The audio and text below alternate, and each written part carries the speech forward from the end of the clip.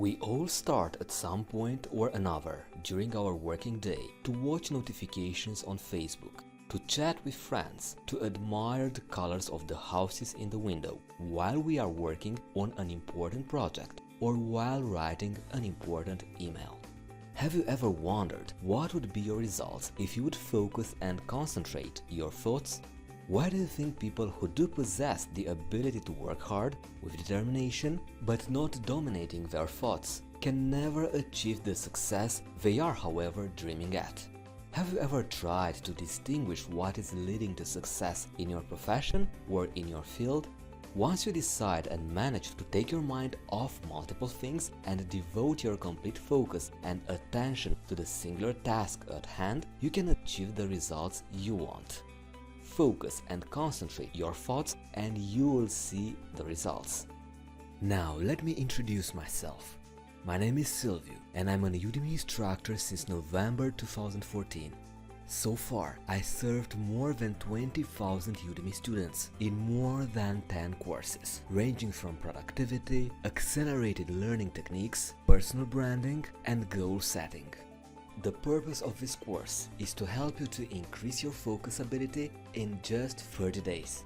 You will learn how to study efficiently, do more work, get results, and concentrate your thoughts.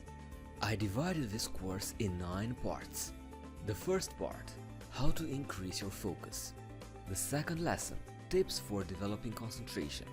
The third chapter, techniques for developing an effective learning. The fourth chapter, how to improve your learning capacity. The fifth chapter, concentration exercising for boosting and sharpening your focus. The sixth chapter, how to train your brain to get into that state of focus. Chapter number 7, how stress and anxiety affect your focus. The 8th chapter, how rest and sleep can benefit your concentration ability. And the final lesson, the benefits of building your focus. When your goal is to cultivate and develop the ability to align your thoughts and devote complete focus and concentration on the task at hand, you can realize anything you want. Is focusing your strength or is this rather your weakness? This question applies to everyone, irrespective of their age and profession. As to excel in any area of your life, you need to have very well developed the 2 traits of focus and concentration. Once you have them, add determination and ability to work hard for the objective you are aspiring at. If you want to work efficiently, you need to be able to focus. You need to be able to sit and focus intensely on your tasks for a couple of hours or even more, and this will result in more things being done. Here are some tips to help you get yourself into a state of focus. First, establish clear goals. Everyone has goals, but defining them clearly and organizing a list of steps for reaching them can be challenging for many people. You need to be clear on what is expected so that you can focus. Goal setting can also help you determine the best focus for your time and resources. Here is an exercise for you. List all your goals. Now go through your list and rank each goal with a number in priority order, beginning with 1 as the most important goal. For each one, clearly identify the path you will take to get working on it. Plan the future steps in a logical manner. That way, you will not find yourself losing concentration as you try to work out what needs to be done. Work with deadlines. Deadlines can be very useful when you are trying to concentrate. When you have deadlines, you let aside things that are not essential and you focus on what is important to you. Take one important task and split it into concrete deadlines. Get rid of any unnecessary work. Use deadlines wisely. Setting deadlines for every task will only stress you, and that will cause your focus to shift off. Next tip. Prioritize and ask yourself at every moment, is this necessary? A lot of what we say and do is not essential, neither needed. If you can eliminate it, you will have more time, you will take care of your important goals, important tasks. You will have more time for you and for what is truly important. This will bring you more peace and more happiness. Having a very limited amount of time available, it is critical that we do the tasks that help us to accomplish our goal. However, it is also important for us to choose wisely. Whatever might be your profession, at one point you will end up with a lot of stuff on your plate. The next problem arising is that you'll become overwhelmed with the many tasks that need to be done. To avoid this, think logically about how you want to spend your time. Assess correctly how important a task really is. Important tasks are those that relate to your interests and larger life goals. If you have projects competing for your time, think about which are important to you. You may want to define a categorized list of things to do. Once you have your to-do list, list each item in order of descending importance under one of the following categories: urgent and significant, important but not urgent, urgent but not important but pressing. When deciding what to do, start with the urgent and important tasks first. Beyond identifying a few essential tasks, choose a single main focus. The next step: push your limits. Whether they are doubts, physical abilities, mental blocks, fears, your limits represent a massive barrier to getting what you want. Unfortunately, most people can't work past their limits and give up. When you feel that you cannot sustain your level of concentration, convince yourself to give in 5 more minutes. Force yourself to concentrate more, to do more. Each time when you might be tempted to abandon, push yourself for additional time to focus. Each time counts a lot. Remember, each of us possess the ability to push the mind and enhance a better focus. The next and final tip to get yourself into a state of focus: manage distractions. When working on something important, you should invest your full attention to that important project. Every time you stop what you are doing to pick up a phone or answer an email, it is the time that you lose, as you will have to refocus. Why would you like to lose your own time? It never comes back. Allow yourself to concentrate by limiting the availability and achieving what is truly important to you. A manner to prioritize tasks and manage your time is to know what can be done by others. Doing something needlessly, even if you do it well, is not productive. Respond to emails and phone calls in one block of time. Do not forget that you don't need to deal with all of them every time they ping to life. It can take around 15 to 25 minutes for you to get into a real state of concentration. If you are being distracted every few minutes by an email coming in, then you cannot possibly get yourself into that state of desired focus. Stick to answering your emails only at specific chunks of time. Alright, so those were the tips to help you get yourself into a state of desired focus. First, establish clear goals. Second, prioritize and ask yourself at every moment, is this necessary? Third tip, push your limits. And the final tip, manage distractions. Alright, thank you very much for being with us, and see you in the next lesson, the best strategies for developing your concentration. Thank you very much, and see you there. Here are 9 strategies for developing concentration. The lack of concentration can affect our peace of mind, our stress levels, and our happiness. This is why we want to cover some methods to help you improve it. First strategy: focus all your energy on a limited number of important things. Without concentration, our minds are constantly bombarded with information and sensations, and this will continually stress our minds. Where does the stress come from? Everyone has a certain amount of energy available on a daily basis. Everyone has the power to decide where to invest it. Some invest this energy into a multitude of different things, and this has a small effect and does not lead to significant results. On the contrary, this leads to daily stress. Successful people focus all their energy on a limited number of important things, and this is why they also obtain the results they want. Having a narrow focus allows you to achieve the best results in the shortest amount of time. The second strategy to develop your concentration. Decide on what you want to concentrate and clearly define the importance of the respective task. This sense of priority and importance will involuntarily help you concentrate better. Here is an exercise. Write down a list of the things you do when it comes to your most important project at work and approximately how much time you spend doing these things on a daily basis. Write down as many things as you can. This allows you to get a more accurate picture of where your priorities really are. Once you've identified where your time is spent, the next step is to look carefully at that list and determine what the 3 things are that have the greatest impact on what you are trying to accomplish. These are the things that you need to focus the majority of time on. The third strategy. Find your energy and motivation source.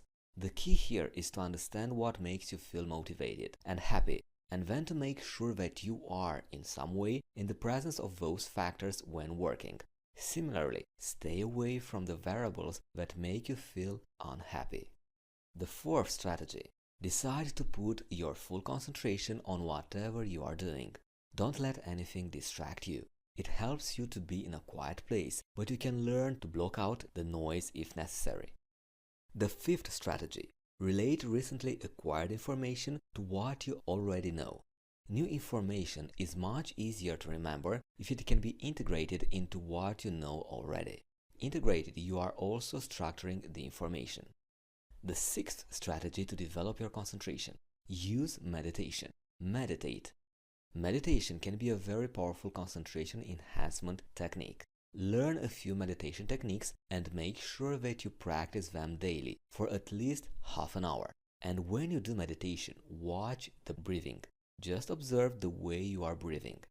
This helps you to focus as well. What helped me a lot was this application, Headspace.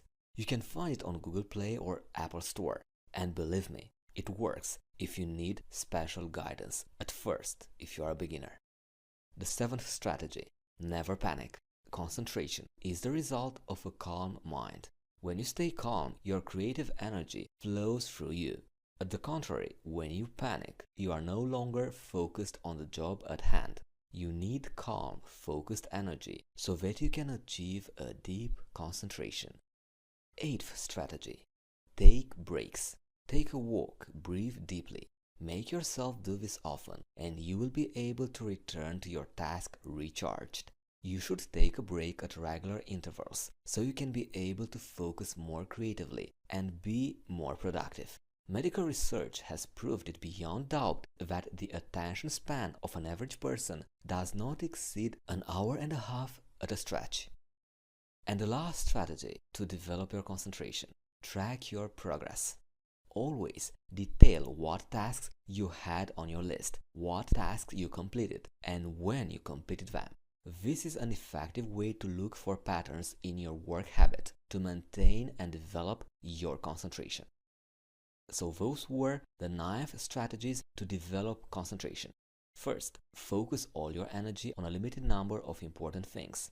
Next, decide on what you want to concentrate and clearly define the importance of the respective task. Third, find your energy and motivation source. Fourth, decide to put your full concentration on whatever you are doing. Fifth, relate recently acquired information to what you already know. Sixth, use meditation. Seventh, never panic. Eighth, take breaks. And ninth, track your progress. Alright, with that being said, let's move on to the next lesson. What are the techniques for developing an effective learning? Thank you very much, and see you there. Have you wondered which techniques have the best or the lowest utility for improving your learning? Which was your last attempt to implement studying strategies that can maximize your learning capacity? Once you become constant in using those techniques that bring consistent gains in your learning performance, you will also notice an increased performance in many different areas. Here are 8 techniques for developing an effective learning. The first technique: set and organize your learning goals. You should take the initiative in setting your learning goals so you can build and maintain your motivation for learning, but as well to improve your knowledge. Take ownership and responsibility, as this will inspire you and will make you become more determined and committed to achieving your learning goals. Why? Because you were the one who set them, and they were not imposed by somebody else. When you know what you want to achieve, you can set your direction and you become more perseverant in taking the necessary actions that bring you each day closest to your goal. Once you have your learning goal in place, make sure to build your detailed strategy for achieving your learning goal. Focus on the small steps that you need to take to attain your learning goal. While you are completing one small goal after another, you become more motivated and inspired to continue with the next steps and to reach your final goal. In case you find yourself always failing to achieve the goals that you have set for yourself, you may want to reduce the difficulty of the goals. On the other hand, if you are not challenged enough by your goals, make sure you add more complexity to them. An effective way to stay motivated to your goals is to set valuable and meaningful goals. Once you link the topics that you want to learn about to your values and beliefs and your life in general, you create this meaningfulness for your learning objectives. The second strategy to develop an effective learning: explain to yourself. Have you noticed that the longer time you spend trying to remember the answer, the more likely you will be to forget the answer again in the future? Why? Because many times we do not explain to ourselves while reading or learning. We just postpone the explanation part to a later date. Postponing the answer just makes it harder to remember what you learned. Try to understand things, explain for yourself immediately after a reading session. This way, you would be able to comprehend and learn the topic in a faster manner. These techniques also help you to discover and address the points where you were not clear enough. Taking notes is one of the greatest ways of explaining for yourself. By taking notes, you summarize in your words so you can easily remember the ideas and critical information. By summarizing, you also check your understanding. You can also remember quicker when you check your notes. The third technique: visualization. Do you ever find yourself having trouble with remembering something? Try visualizing the whole process inside your head as you read it. The respective image will remain in your mind longer than you can imagine. This will also improve your memory power. When you visualize your desired outcome, you become more motivated and inspired, and therefore you start believing in the possibility of achieving it. Visualization improves coordination and concentration, and it also reduces fear and anxiety. Neurons in our brains interpret imagery as equivalent to a concrete action. When we visualize something, the brain generates an impulse that tells our neurons to perform the movement. This creates new clusters of cells in our brain that work together to create memories or learned behaviors. This is why we act in a way consistent to what we imagined. Visualization is a well-developed method of performance improvement that many successful people are using, irrespective of their fields. Here is a short exercise. Create a detailed schema of what you desire and then visualize it over and over again. Use all your senses. What do you see? What do you feel? What do you hear? What does it smell like? The fourth technique for developing an effective learning: quizzes. Quizzes can show where your strengths and weaknesses are, so it allows you to focus correctly your efforts. Before the exams, make sure you create and share a bunch of different quizzes with your colleagues. The fifth strategy: continuous learning and practicing. An effective way to become a more efficient learner is to keep simply learning. So if you are learning a new language, it is important to keep practicing the language to maintain the gains you have achieved. Certain pathways in the brain are kept while others are eliminated. If you want the new information you just learned to be remembered a long time and to remain there, keep practicing. The sixth strategy: associate learning with your daily life. Identify practical ways you can use the information you are learning. Find situations from your daily life that are similar to the topics you are studying. Connect what you are learning with the reality. The seventh strategy, brainstorming. This study technique is ideal for studying with classmates. Brainstorming is an excellent way to develop every possible idea. Remember this, there are no wrong answers when brainstorming. Just talk and capture the ideas. You can review them afterwards. And the last technique for developing an effective learning. Learn in multiple ways. In addition to an auditory learning, start describing what you learned to a friend, visualizing, taking notes, drawing a mind map, etc. Focus on more than one single technique for learning. By learning in more than one way, you are ensuring the proper implementation of the knowledge in your mind. As well, you are also creating a fertile ground to develop the existing knowledge and gain a new one. Alright, so those were the 8 techniques for developing an effective learning. Set and organize your learning goals. Explain to yourself. Visualize. Use quizzes. Be a continuous learner and put it into practice as much as you can. Associate learning with your daily life. Brainstorm and learn in multiple ways. Thank you very much. In the next lesson, we are going to discuss how to improve your learning capacity. Thank you very much and see you there. Is your goal to become a more effective and efficient learner? Do you want to get the most educational value out of the time you have available? Here are some tips that, if implemented in your daily practice, they can help you get more out of your study time. The first tip on how to improve your learning capacity: improve your memory. Students need to be able to accurately remember the information they learn, recall it at a later time, and utilize it effectively in a variety of situations.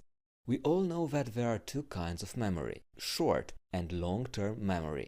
We use our short-term memory to hold pieces of information that we might need straight away, like a name. Long-term memory is to hold information that we don't need to know right away.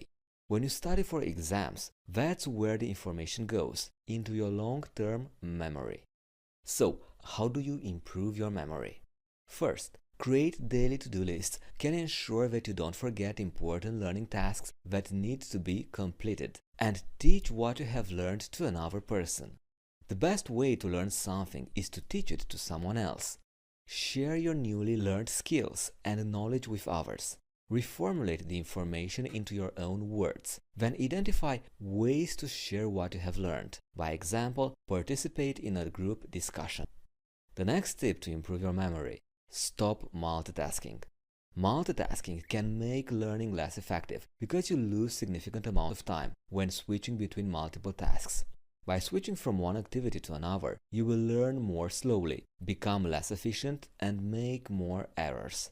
You can avoid multitasking by focusing your attention on the task at hand and continue working for a predetermined amount of time. The second tip to improve your learning: use your senses, all of them, when you need to encode information into your memory. The more senses you use, the easier it will be to improve your learning capacity. If you need to remember a name, look the person in the eye when you are meeting them for the first time and repeat their name while shaking their hand. Each time you are using more senses, you will remember their name much easier. Next, make connections. This is a method that is highly effective in learning, especially for difficult concepts. You can make connections between completely different and unrelated things. When you do so, your brain stores the fact in conjunction with the related matter. This also contributes to clearly distinguish between similar concepts that you learned. The next tip to improve your learning capacity: set daily study times. Define clear periods of time that you will spend studying each day. Once you spend a month reinforcing these learning periods, it will become a habit. Regular studying times will give you consistency in your learning schedule. You will be able to keep yourself on track in meeting your learning goals if you create and stick to a reasonable schedule. Next tip: simplify your learning topic into easily understandable pictures and metaphors. If you can do this for yourself, it will make your job far easier for remembering later. Next, be organized. You are well organized if you are able to set your learning goals and plan the actions you need to take to achieve them. Being organized is actually a skill that can benefit you for the rest of your life. Once you have this skill, you have the time to do each learning task. Remember this, your time is your most valuable asset. The only possibility to make the most of this asset is to become organized. Next tip, prioritize your studying. Create a list of all the learning goals that make a decision about which ones should be accomplished first. After prioritizing your learning tasks, you need to design a plan on how to complete each one. Always break down big projects into manageable tasks. For example, you can plan to study for that particular subject 1 hour per day for 1 whole week prior to the exam. Remember, your objective in prioritizing is to keep you from being overwhelmed by so many tasks. This is another skill that will help you in many other areas of your life. The next tip, test yourself. Test yourself frequently on what you have learned. Take time for self-examination regarding your knowledge. This not only improves your clarity on the concepts, but also increases your recalling ability. Frequent tests also make you more comfortable with reproducing on demand what you have learned. And the last tip to improve your learning capacity. Understand how you learn best. Start recognizing your learning habits and styles. Know yourself better. Test yourself. Be more analytical regarding your studying habits. Many students may find that understanding their learning preferences is a sure recipe for success in their learning. Alright, so those were the tips to improve your learning capacity. Improve your memory. Use all your senses. Make connections. Set daily study times. Simplify your learning topics. Be organized. Prioritize your studying. Test yourself and understand how you learn best. In the next lesson, we are going to dive deeper in the meat of this course.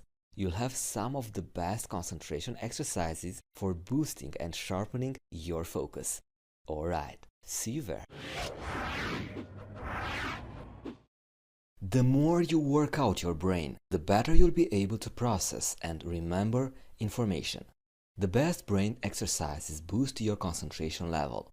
The brain exercises that you will choose have to be unfamiliar and need to push you out of your comfort zone. To strengthen your brain, you need to keep learning and developing new skills. Choose exercises that allow you to start at an easy level and work your way up as your skills improve so you can continue to stretch your capabilities. When a certain level starts to feel comfortable, that means it's time to move to the next level of performance. Fostering your ability to concentrate is very important to complete your learning. By practicing 10 to 15 minutes of brain exercises, you can train your mind and increase your focus. Here are 10 brain exercises to improve your concentration. First, count backwards. In your mind, without saying the numbers out loud, start counting backwards. Easy? Then try this. Start counting again from 100, but skip the 4 digits in between. For example, 100, 96, 92, 88, and so on.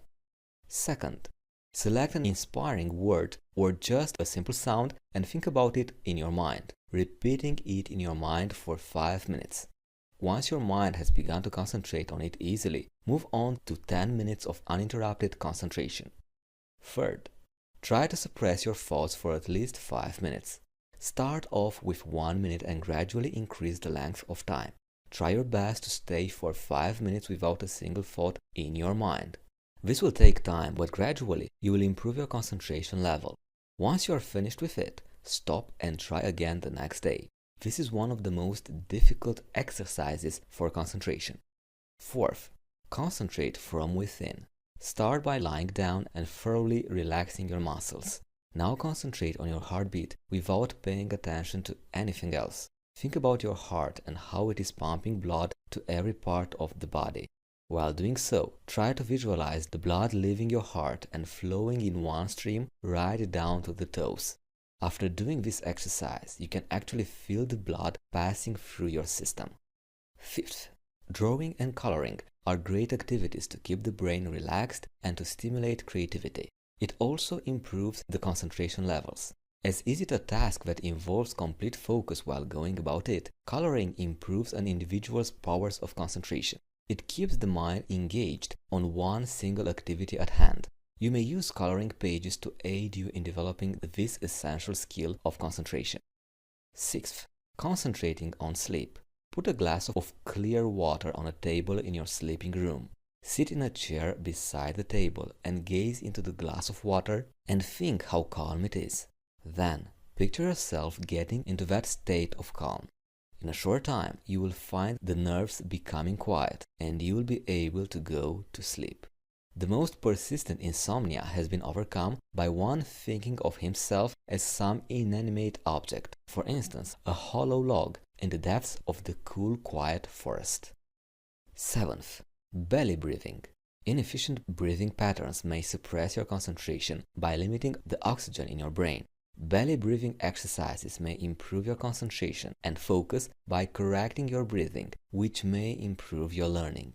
Place one hand on your stomach. Inhale slowly through your nose and into your abdomen to make your stomach expand for about 3 seconds. Exhale for another 3 seconds by slowly pushing your breath out with your abdominal muscles. Eighth, the chair exercise. Pick a straight back, comfortable chair and sit.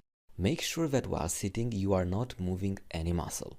Your body shouldn't move a millimeter except your chest and nostrils for breathing. This may sound effortless to you, but it is actually a tough one. You may not be able to do it for more than 5 minutes at a stretch, but practice hard and fix a target of 15 minutes. It is a kind of compound exercise because if done properly, it can relax your complete body. Breathing in and out. Sit upright on a chair or on the ground with your head and back in a straight line. Press your index finger against your right nostril and breathe in gently through your left, mentally ticking off 10 seconds. Now remove your finger and exhale through your right nostril, again taking 10 seconds to do so. Now repeat the whole procedure with the other finger and left nostril. This exercise should be done a minimum of 20 times at a stretch. And the last exercise for improving your concentration, noise cancellation. Noise is one of the biggest reasons why we cannot concentrate and focus properly. So let us tackle it head on. The ideal place to do this will be on a park next to the road. Close your eyes and take a stock of all the sounds around you. Now pick a sound and concentrate on it, blocking out everything else. After 2 or 3 minutes, switch your focus to another sound and concentrate on it, ignoring everything else in turn. Alright, so those were the 10 brain exercises to improve your concentration. Count backwards, select an inspiring word or a simple sound to think about it in your mind, try to suppress your thoughts for at least 5 minutes, concentrate from within. Fifth, drawing and coloring are great activities to keep the brain relaxed. Sixth, concentrating on sleep. Seventh, belly breathing. Next, the chair exercise. Ninth, breathing in and out. And 10th, noise cancellation. Alright, thank you very much for being with us. See you in the next lesson where we are going to discuss about how to train your brain to get into that state of focus. Thank you very much and see you there. Are you able to shout out the rest of the world and focus all of your attention on the task at hand? Let's face it, at least occasionally distractions stop your brain from focusing on what needs to be done. I'm also getting distracted occasionally, no matter how many efforts I put into fighting it. We all do. But the good news is that once you understand why your mind gets distracted, you are able to train your brain to concentrate better. Be prepared. You need time, determination, and practice to sharpen your focus. When you are in your focused zone, your entire perception of what's going on around you changes and you find that your ability to block out and ignore things is a lot sharper. Are you interested to know what happens in your brain from a psychological perspective? When you're focused, both sides of your brain are working together and are able to block out what's going on around you. This is why you are able to completely focus on the task at hand, as even the time wouldn't exist. We can say that this focus state is similar to a trance state. When your focus state is broken, it can take you up to 25 minutes to regain it. Every time it gets broken, you have to start over again. So, can we avoid this? Once you know what distracts your focus, you only have to get rid of those factors so you can boost your focus and maintain it to the level where it needs to be. How can we take control of a wandering mind for a more productive life? Step 1 is to work out what is causing the wandering in the first place. Turn your email so you don't keep getting pinged when one comes in. Turn off anything that sends you notifications and turn off the ringer of your desk phone. Notifications are distracting. Also, it's essential to be completely aware of your thought processes and to stop any impulse to think about something else before this happens. As you can see, it is possible to learn to deal with all the distractions you face, and this is something that will benefit you. But in the long term, what will benefit you most is to stop yourself from becoming distracted. In order to focus yourself from becoming distracted, you need to learn how to stop those habits from forming in the first place. Stopping those habits from forming is an important step in training your brain on how to focus more efficiently. How to train your brain for the focus mode? First, make the task you have to complete more relevant. How can you do this? Place your most important task at the top of your to-do list and the least important at the bottom of your list. Define as well a short deadline. By doing this, you actually place all your focus on the task at the top of your list, which helps you focus better and give more importance on that particular task.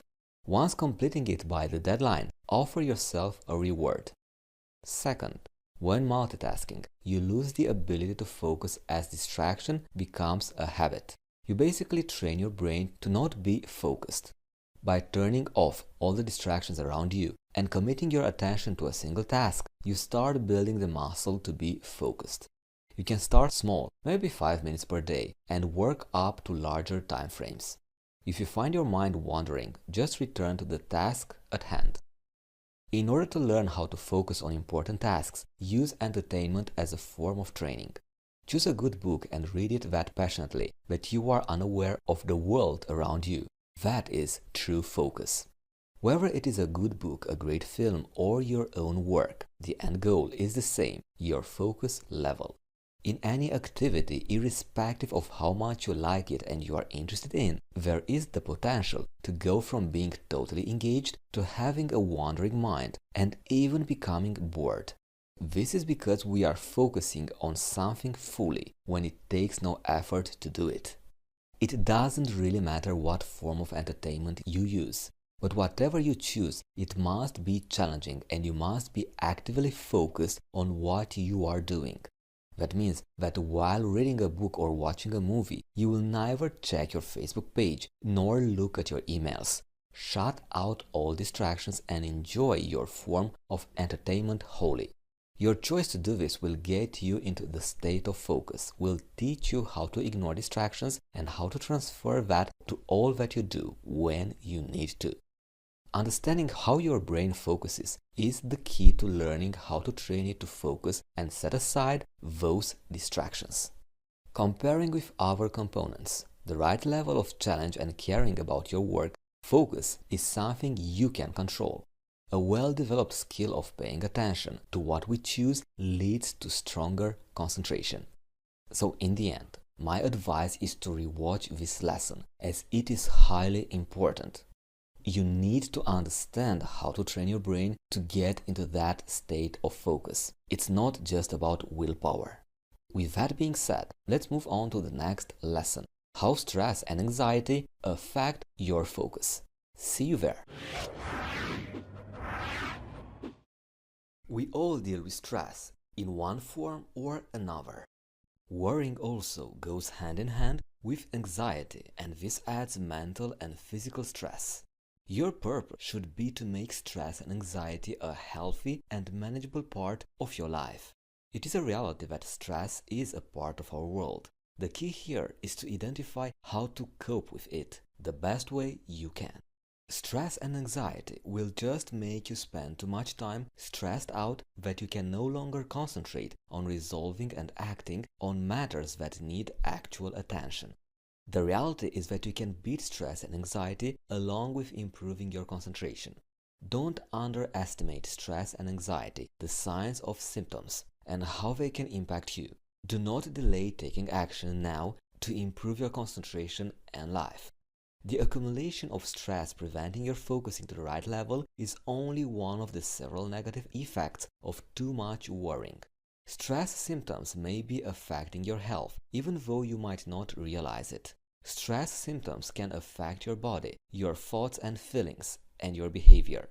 The range of effects starts from the mental level and gets to psychological and physical influences. Remember this, you don't have to endure stress or anxiety. The first step is to be able to recognize common stress symptoms that can give you a jump on managing them.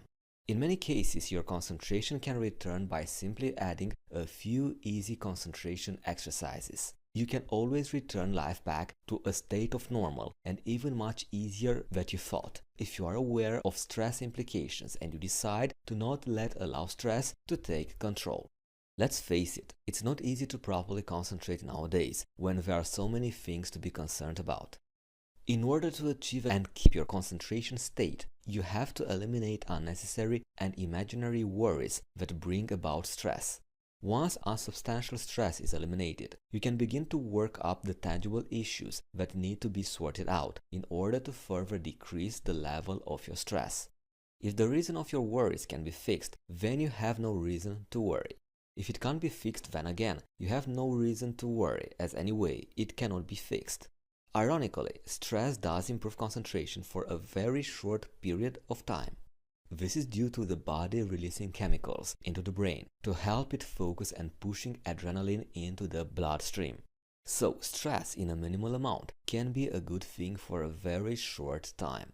Short-term stress really does help your concentration at first, which is very useful when you have last-minute reports or assignments.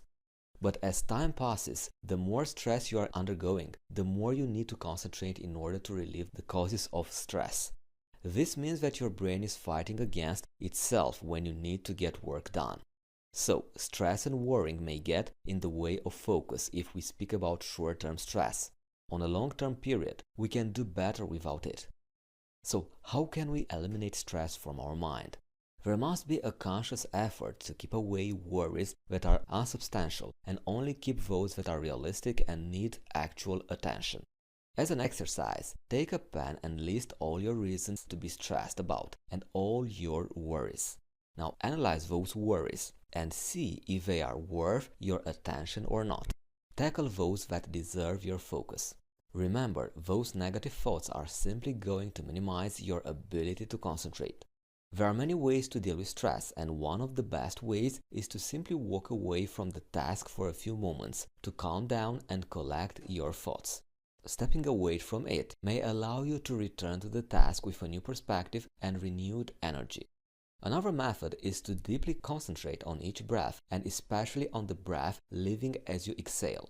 Focus your attention on your breathing until you are paying attention to nothing else. Then once you are done, you should feel much more relaxed and able to concentrate. If you do not feel better, repeat the exercise until your mind is clear and ready to focus again. The key to managing stress and worries is to assess whether the fear and worry that you are feeling is rational or irrational. Once you have set aside your irrational worries, you can begin to evaluate the necessary actions to resolve those that are rational. Only tackling those worries that merit your time will bring you at the point of achieving excellent focus. Alright, that was our lesson, how stress and anxiety affect your focus. In the next lesson, we are going to discuss about how rest and sleep can benefit your concentration ability. Thank you very much, and see you there.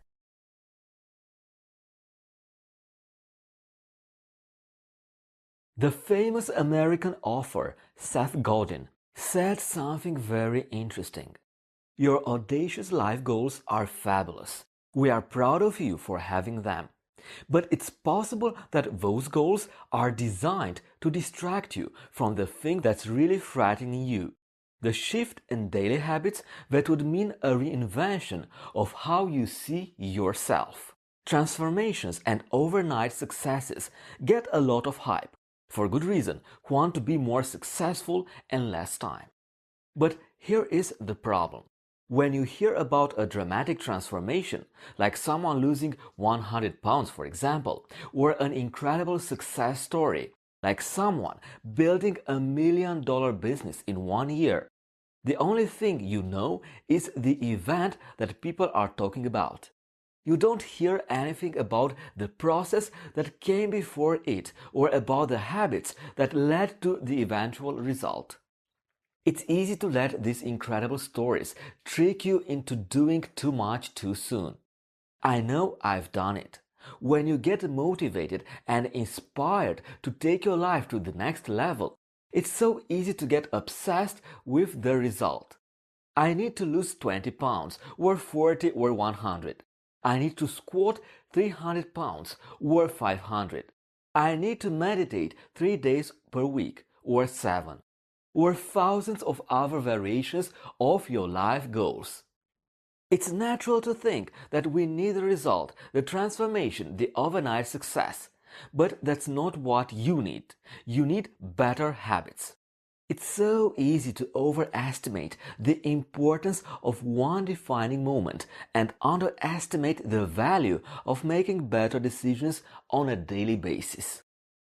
Almost every habit that you have, good or bad, is the result of many small decisions over time. And yet, how easily we forget this when we want to make a change. When you become obsessed with achieving a result quickly, the only thing you think about is how to get to your goal, and you forget to realize that our process for achieving goals is just as important as whether or not you achieve them at all. The desire to achieve results quickly fools you into thinking that the result is the prize. But here is the truth. Becoming the type of person you want to become, someone who lives by a stronger standard, someone who believes in themselves, someone who can be counted on by the people that matter to them, is about the daily process you follow and not the ultimate product you achieve. Why is this true? It's true because your life today is essentially the sum of your habits. How in shape or out of shape you are, a result of your habits. How happy or unhappy you are, a result of your habits. How successful or unsuccessful you are, a result of your habits. What you repeatedly do, what you spend time thinking about and doing each day, ultimately forms the person you are, the things you believe, and the personality that you portray. The most common mistake that people make is setting their sights on an event, a transformation, an overnight success they want to achieve, rather than focusing on their habits and routines. I've been guilty of this just like everyone else. And even today, I'm still learning how to master my habits just like you. But over time, I've discovered a helpful blend of academic research and real-world experiences that have allowed me to make progress in many areas of life. In the next lesson, I want to share that progress with you so that you can avoid chasing another overnight success and actually stick to your goals for the long term. So, let's start.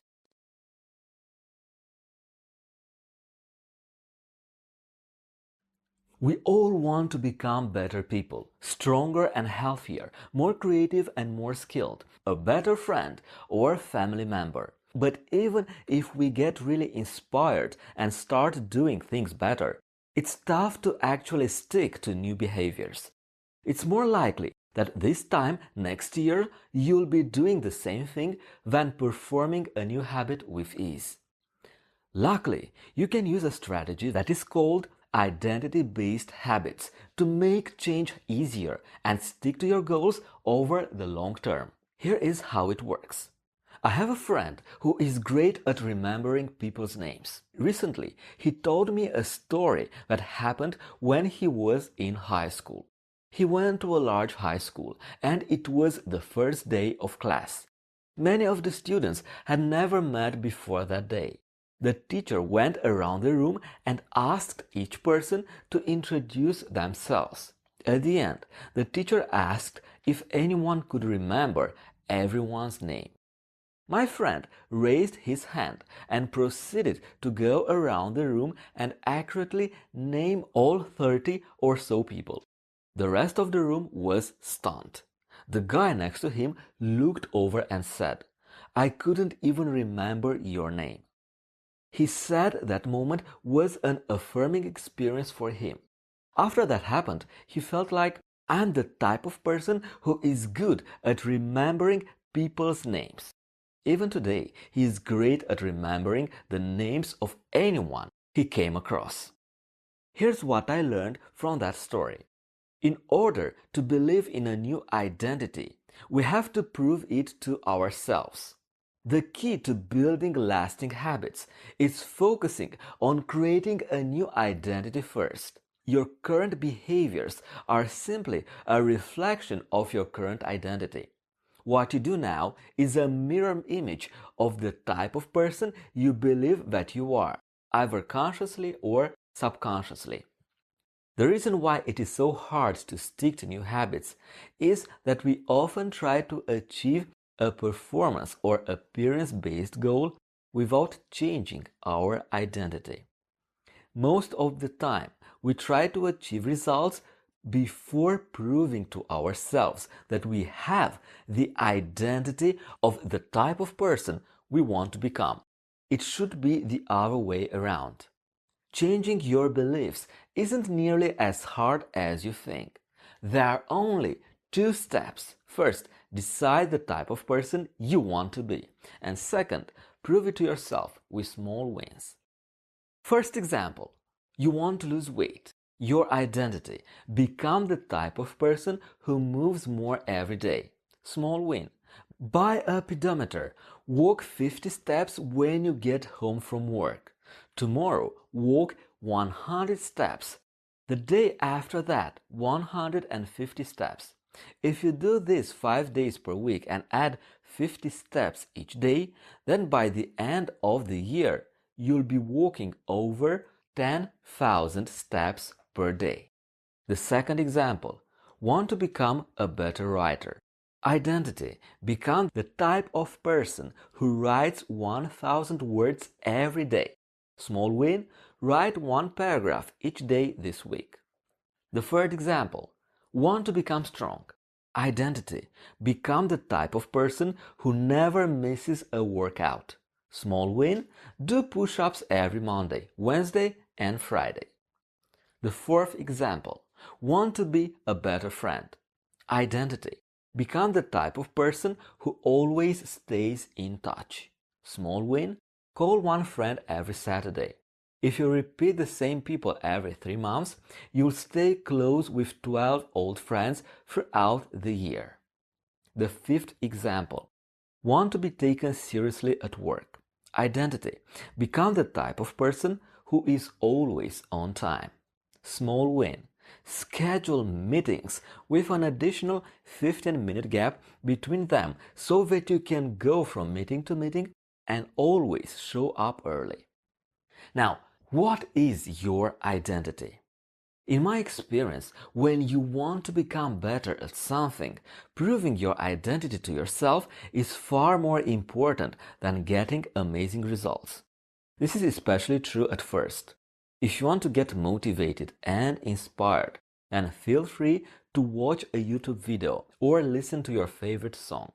But don't be surprised if you burn out after a week. You can't rely on being motivated to make lasting changes in your life. You have to become the type of person you want to be, and that starts with proving your new identity to yourself. In the end, if you are looking to make a new change, then I say stop worrying about results and start worrying about your identity. Become the type of person who can achieve the things you want to achieve. Build the habit now. The results can come later. If you are serious about doing things better than you are now, in other words, if you are serious about sticking to good habits, then you have to start small. Imagine the typical habits, good or bad: brushing your teeth, putting your seatbelt on, biting your nails. These actions are small enough that you don't even think about them. You simply do them automatically. Then they are tiny actions that become consistent patterns. Wouldn't it make sense that if we wanted to form new habits, the best way to start would be to make tiny changes that our brain could quickly learn and automatically repeat? What if you started thinking of your life goals not as big, audacious things that you can achieve only when the time is right, but instead as tiny daily behaviors that are repeated until success becomes inevitable? What if losing 50 pounds wasn't dependent on a researcher discovering the perfect diet, or you finding a superhuman dose of willpower, but hinged on a series of tiny habits that you could always control? Too often we get obsessed with making life-changing transformations. I believe you would make more progress by focusing on lifestyle behaviors. Losing 50 pounds would be life-changing. Drinking 8 glasses of water per day is a new type of lifestyle. Publishing your first book would be life-changing. Emailing a new book agent each day is a new type of lifestyle. Earning an extra $20,000 each year would be life-changing. Working an extra 5 hours per week as a freelancer is a new type of lifestyle. Do you see the difference? The typical approach is to dive into the deep end as soon as you get a dose of motivation, only to fail quickly and wish you had more willpower as your new habit drowns. The new approach is to wade into the shallow water, slowly going deeper until you reach the point where you can swim whether you are motivated or not. Daily habits, tiny routines that are repeatable are what make big dreams a reality. Dream big, but start small.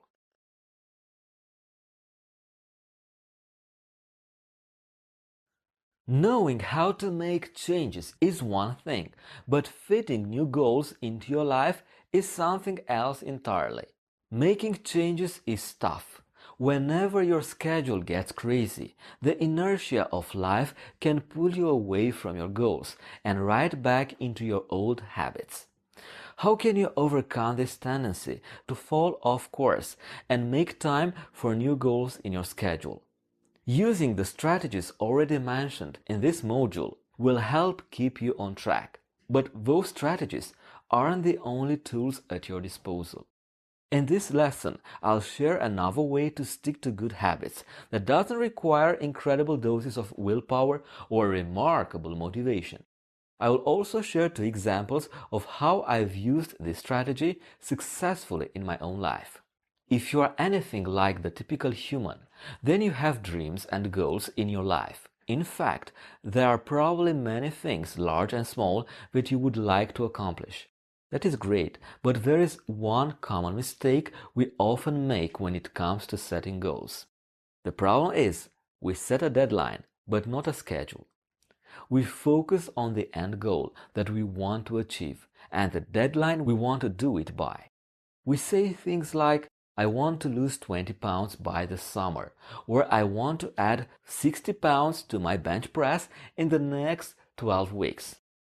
The problem with this strategy is that if we don't achieve the arbitrary timeline that we set in the beginning, then we feel like a failure, even if we are better off than we were at the start. The end result is that we often give up if we don't reach our goal by the initial deadline. Here is the good news. There is a better way and it's simple. In my experience, a better way to approach your goals and build good habits is to set a schedule to operate by rather than a deadline to perform by. Instead of giving yourself a deadline to accomplish a particular goal by and then feeling like a failure if you don't achieve it, you should choose a goal that is important to you and then set a schedule to work towards it consistently. That might not sound like a big shift, but it is. Most of the time, I try to be a practitioner of my ideas and not just someone who shares their opinion. So allow me to explain this strategy by using two real examples. First example, writing. I publish a new blog article every Tuesday and Friday. So far, I've been successful at delivering 2 articles per week every week. Sometimes the article is shorter than expected, sometimes is not as compelling as I hoped, and sometimes is not as useful as it could be. But it gets out to the world nonetheless. Of course, I didn't always operate on this Tuesday-Friday schedule. In fact, I came up with reasons for actively avoiding a schedule. I told myself I do my best writing when I'm inspired, so I'll just wait until I get the urge to write. I assumed that if I wasn't doing my best work, then I shouldn't be doing it at all. The problem with this strategy is that my output was erratic at best. It took me a while to realize it, but it's not about always doing your best work.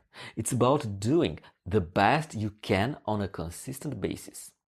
Once I stopped focusing on results and simply held myself to a consistent schedule, my work and my output improved. In the first 6 months after I started writing 2 times per week, I wrote more in quantity and better in quality than in the previous 2 years. It doesn't matter what you are doing.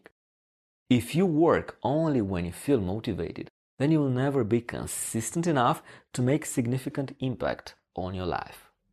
The second example, exercise. In July 2017, I decided that I wanted to do 100 push-ups in a row with strict form. When I tried it the first time, I only got 36.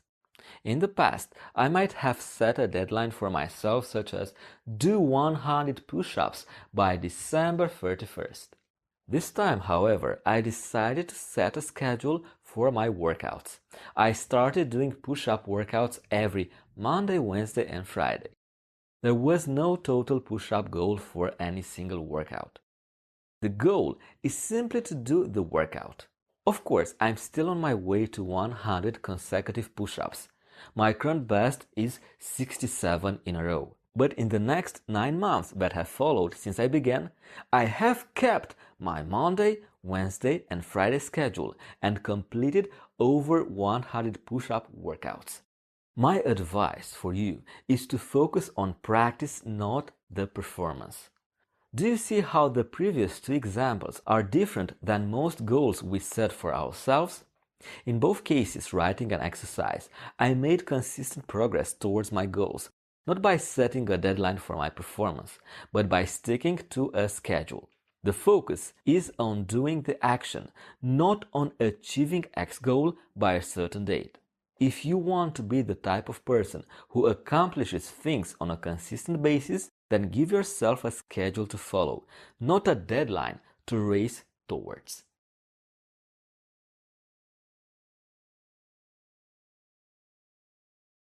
I'm a big fan of doing one thing at a time.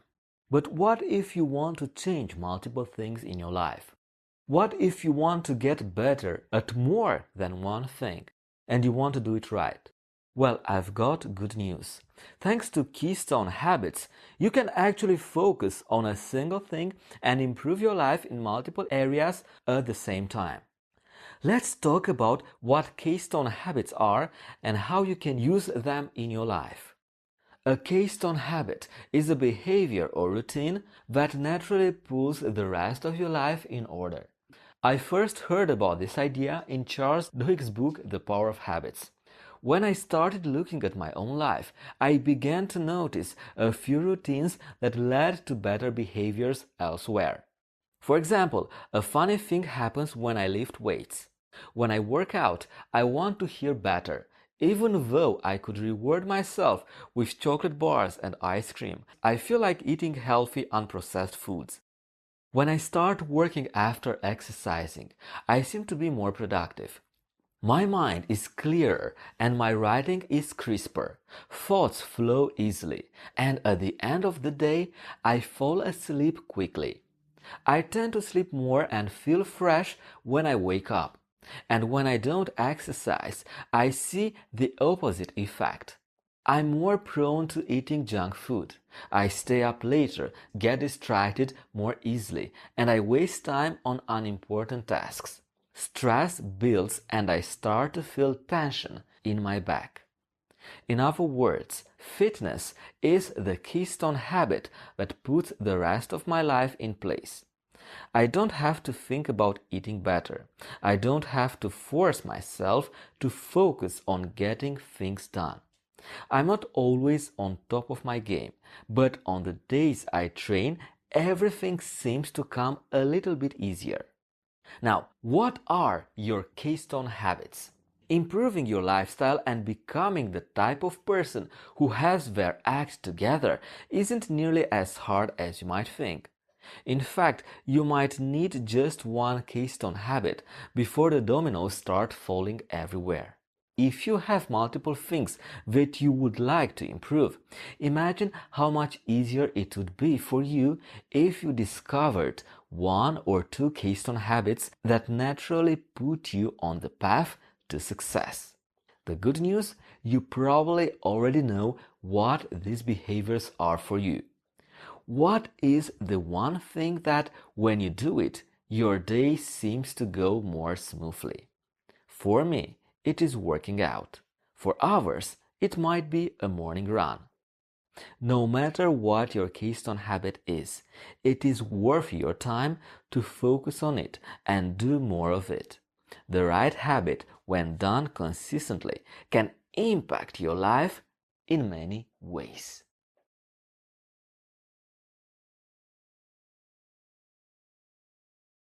Habit formation hinges on your ability to bounce back. There will always be situations when following your regular routine is basically impossible. But small hiccups don't make you a failure, they make you human. The most successful people in the world miss on their habits too. What separates them isn't their ability to avoid mistakes, it's their ability to get back on track quickly. The important thing to realize is that the best strategy isn't to avoid failure, it's to plan for it. Using the next 4 strategies, you can plan for chaos and develop a strategy for getting back on track before you get off course. First, put your habits on your calendar. Claiming that you want to accomplish vague goals such as I want to eat healthier doesn't give your mind a clear schedule to operate by. Your habits need a time and place to live in your life. Want to get back on track with your writing schedule? 9 a.m. on Monday morning, butt in the chair, hands on keyboard. That is when this is happening. Want to exercise? Give yourself a time and place that it needs to happen. 6 p.m. every Monday, Wednesday, and Friday. I'll see you in the gym.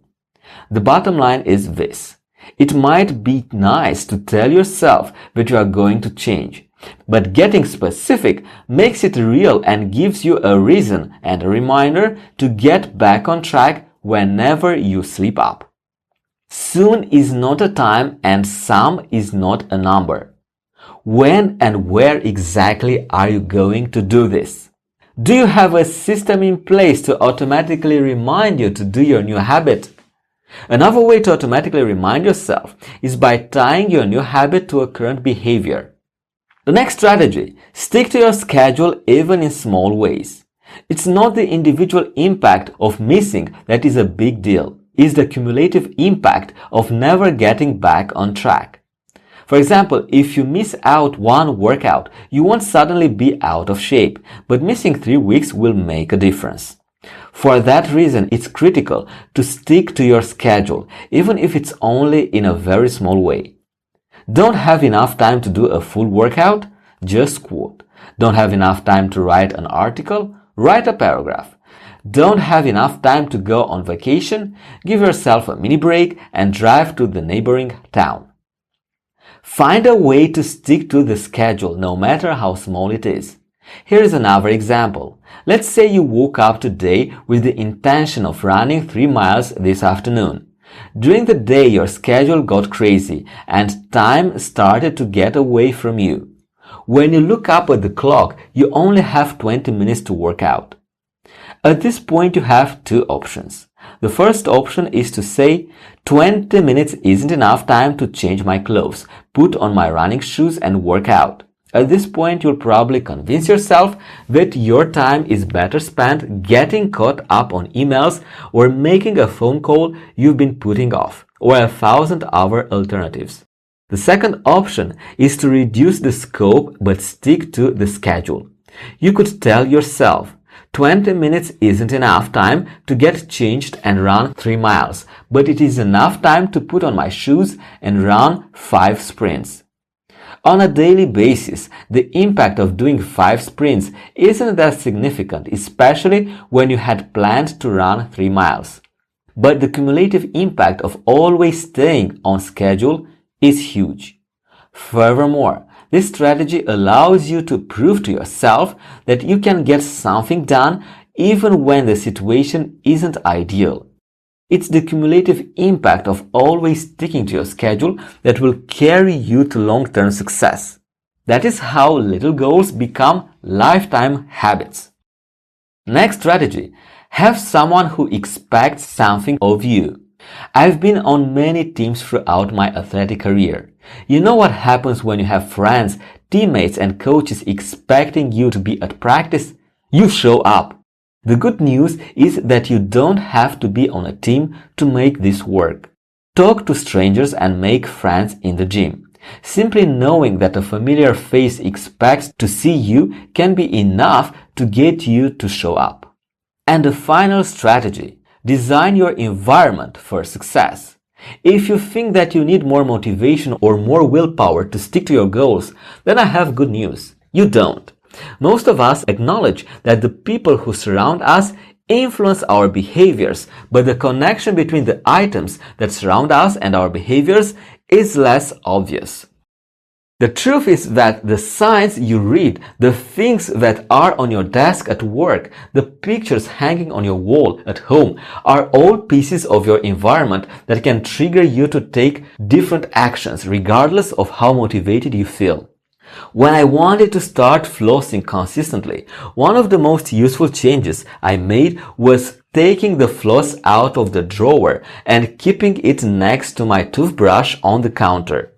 It sounds like a silly thing to focus on, but the visual cue of seeing the floss every time I brushed my teeth meant that I didn't have to remember to put it out of the drawer. With this simple environment change, I made it easy to do the new habit and I didn't need more willpower or motivation to do it. In the end, develop a plan for bouncing back.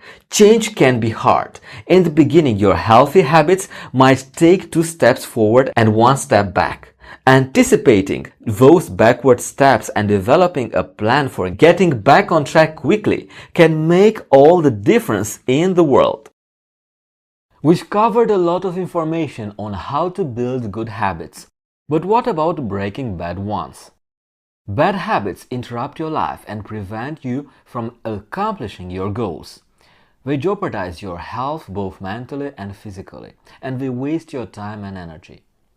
So why do we still do them? And most importantly, is there anything you can do about it? How can you delete your bad behaviors and stick to good ones instead? What causes bad habits? Most of your bad habits are caused by 2 things, stress and boredom. Most of the time, bad habits are simply a way of dealing with stress and boredom. Everything from biting your nails, to overspending on a shopping spree, to drinking every weekend, to wasting time on the internet can be a simple response to stress and boredom. But it doesn't have to be that way. You can teach yourself new and healthy ways to deal with stress and boredom, which you can then substitute in place of your bad habits. Recognizing the causes of your bad habits is crucial to overcoming them. You don't eliminate a bad habit, you replace it. All of the habits that you have right now, good or bad, are in your life for a reason. In some way, these behaviors provide a benefit to you, even if they are bad for you in other ways. Sometimes the benefit is biological, like it is with smoking or drugs. Sometimes it's emotional, like it is when you stay in a relationship that is bad for you. These benefits or reasons extend to smaller bad habits as well. For example, opening your email inbox as soon as you turn on your computer might make you feel connected. At the same time, looking at all of those emails destroys your productivity, divides your attention, and overwhelms you with stress. But it prevents you from feeling like you are missing out. So you do it again. Because bad habits provide some type of benefit in your life, it's very difficult to simply eliminate them. Instead, you need to replace a bad habit with a new habit that provides a similar benefit. For example, if you smoke when you get stressed, then it's a bad plan to just stop smoking when that happens. Instead, you should come up with a different way to deal with stress and insert that new behavior instead of having a cigarette. Here are some additional ideas for breaking your bad habits and thinking about the process in a new way. Choose a substitute for your bad habit. You need to have a plan ahead of time for how you will respond when you face the stress or boredom that prompts your bad habit. What are you going to do when you get the urge to smoke? What are you going to do when Facebook is calling to you to procrastinate? Whatever it is and whatever you are dealing with, you need to have a plan for what you will do instead of your bad habit. Cut out as many triggers as possible. If you smoke when you drink, then don't go to the bar. If you eat cookies when they are in the house, then throw them all away. If the first thing you do when you sit on the couch is pick up the TV remote, then hide the remote in a closet in a different room. Make it easier on yourself to break bad habit by avoiding the things that cause them. Right now, your environment makes your bad habit easier and good habits harder. Change your environment and you can change the outcome. Join forces with somebody. How often do you try to diet in private? Or maybe you quit smoking, but you kept it to yourself. Instead, pair up with someone and quit together. The two of you can hold each other accountable and celebrate your victories together. Knowing that someone else expects you to be better is a powerful motivator. Visualize yourself succeeding. See yourself throwing away the cigarettes or buying healthy food or waking up early. Whatever the bad habit is that you are looking to break, visualize yourself crushing it, smiling and enjoying your success. You don't need to be someone else. You just need to return to the old you. So often we think that to break our bad habits, we need to become an entirely new person. The truth is that you already have it in you to be someone without your bad habits. In fact, it's very unlikely that you had these bad habits all of your life. You don't need to quit smoking, you just need to return to being a non-smoker. You don't need to transform into a healthy person, you just need to return to being healthy. Even if it was years ago, you have already lived without this bad habit, which means you can most definitely do it again. Use the word "but" to overcome negative self-talk. One thing about battling bad habits is that it's easy to judge yourself for not acting better. Every time you slip up or make a mistake, it's easy to tell yourself how bad you are at it. Whenever that happens, finish the sentence with "but." I'm a failure, but everyone fails sometimes. I'm out of shape, but I could be in shape a few months from now on. Plan for failure. We all slip up every now and then. So rather than beating yourself up over a mistake, plan for it. We all get off track. What separates top performers from everyone else is that they get back on track very quickly. It's easy to get caught up in how you feel about your bad habits. You can make yourself feel guilty or spend your time dreaming about how you wish things were, but these thoughts take you away from what's actually happening. Instead, it's awareness that will show you how to actually make change. When does your bad habit actually happen? How many times do you do it each day? Where are you? Who are you with? What triggers the behavior and causes it to start? Simply tracking these issues will make you more aware of the behavior and give you dozens of ideas for stopping it. Here is a simple way to start. Just track how many times per day your bad habit happens. Put a piece of paper in your pocket and a pen. Each time your bad habit happens, mark it down on your paper. At the end of the day, count up all of the tally marks and calculate your total. In the beginning, your goal isn't to judge yourself or feel guilty about doing something unhealthy or unproductive. The only goal is to be aware of when it happens and how often it happens. Wrap up your head around the problem by being aware of it.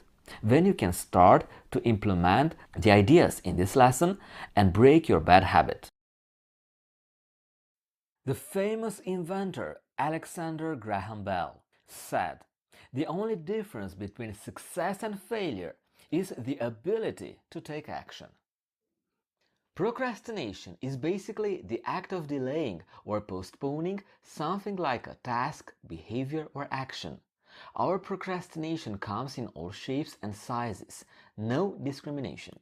For some, procrastination is a minor nuisance. For others, it's debilitating. Most people believe they procrastinate because they want to do it perfectly. Better perfect or nothing at all. However, studies show procrastination isn't actually linked to perfectionism at all. The first reason why we procrastinate is linked to impulsiveness, which is the tendency to act immediately on urges. Basically, we feel like we are in the wrong mood to complete a task. And second, we assume that our mood will change in the near future. In other words, our mood towards the task and ourselves at the moment determines whether we procrastinate or not. The reason for this is because we have little concern, understanding, or empathy for future us. We are way more focused on how we feel right now. Talk about selfish. So, if we don't feel like we are in the right mood to knock out a 10-page report or even book a hotel room for our business trip, we just let future self deal with the consequences. Eventually, the deadline for the task comes up. We panic and scramble to complete the task. Worse, the task doesn't have a deadline and nothing gets done at all. Let's have these examples and see if you recognize any of them. Have you said any of these before? If I take a nap now, I'll have more focus later. If I eat this cake now, I'll count it as my cheat for the month and I'll make sure to not cheat again this week. If I watch a TV now, I'll feel relaxed to work on the assignment later. Even if you haven't said any of those specifically, they somehow feel very familiar, don't they? No matter the endless scenario in which you could procrastinate, the reason why you put off any attempt to take action is simply this. You believe that taking action will cause more pain than not taking action. There are many reasons why you believe this, either consciously or subconsciously. However, there are three main culprits that tend to cause almost all procrastination. They are fear, stress, and fatigue.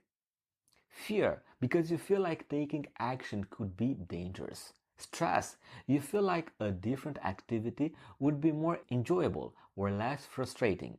And fatigue, because you feel like you don't have enough energy to take on the task at hand.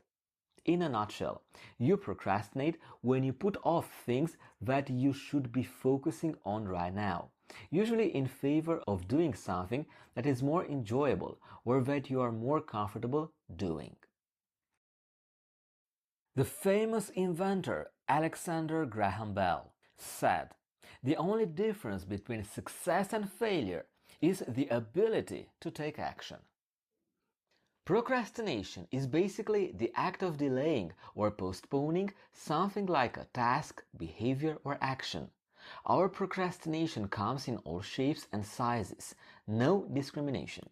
For some, procrastination is a minor nuisance. For others, it's debilitating. Most people believe they procrastinate because they want to do it perfectly. Better perfect or nothing at all. However, studies show procrastination isn't actually linked to perfectionism at all. The first reason why we procrastinate is linked to impulsiveness, which is the tendency to act immediately on urges. Basically, we feel like we are in the wrong mood to complete a task. And second, we assume that our mood will change in the near future. In other words, our mood towards the task and ourselves at the moment determines whether we procrastinate or not. The reason for this is because we have little concern, understanding, or empathy for future us. We are way more focused on how we feel right now. Talk about selfish.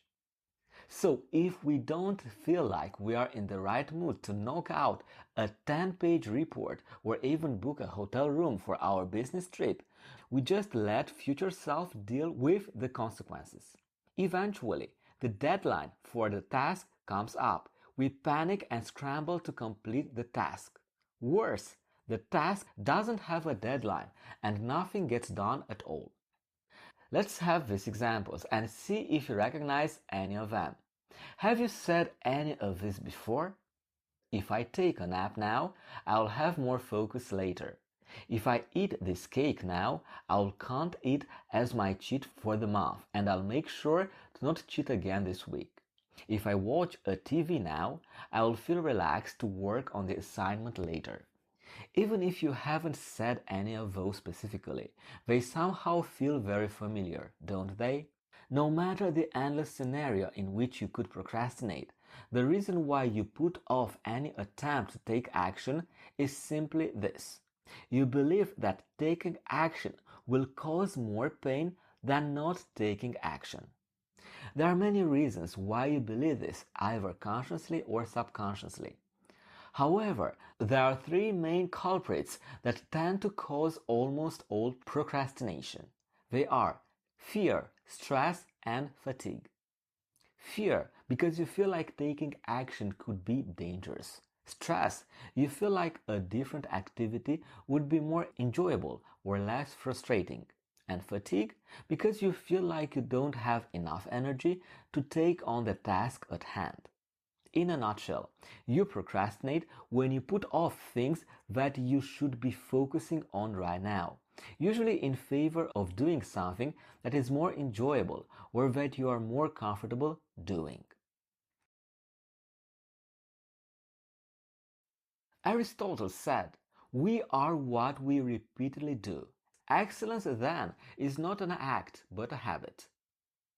This is an ancient philosopher talking about modern-day neuroscience.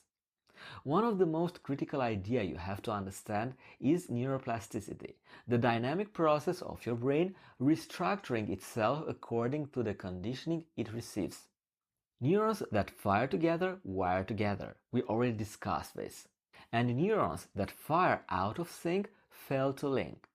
What you need to do is teach your brain how to stay focused. It's like any other muscle in your body. The more you use it, the stronger it gets. We have to start with changing your self-identity, the person you see yourself.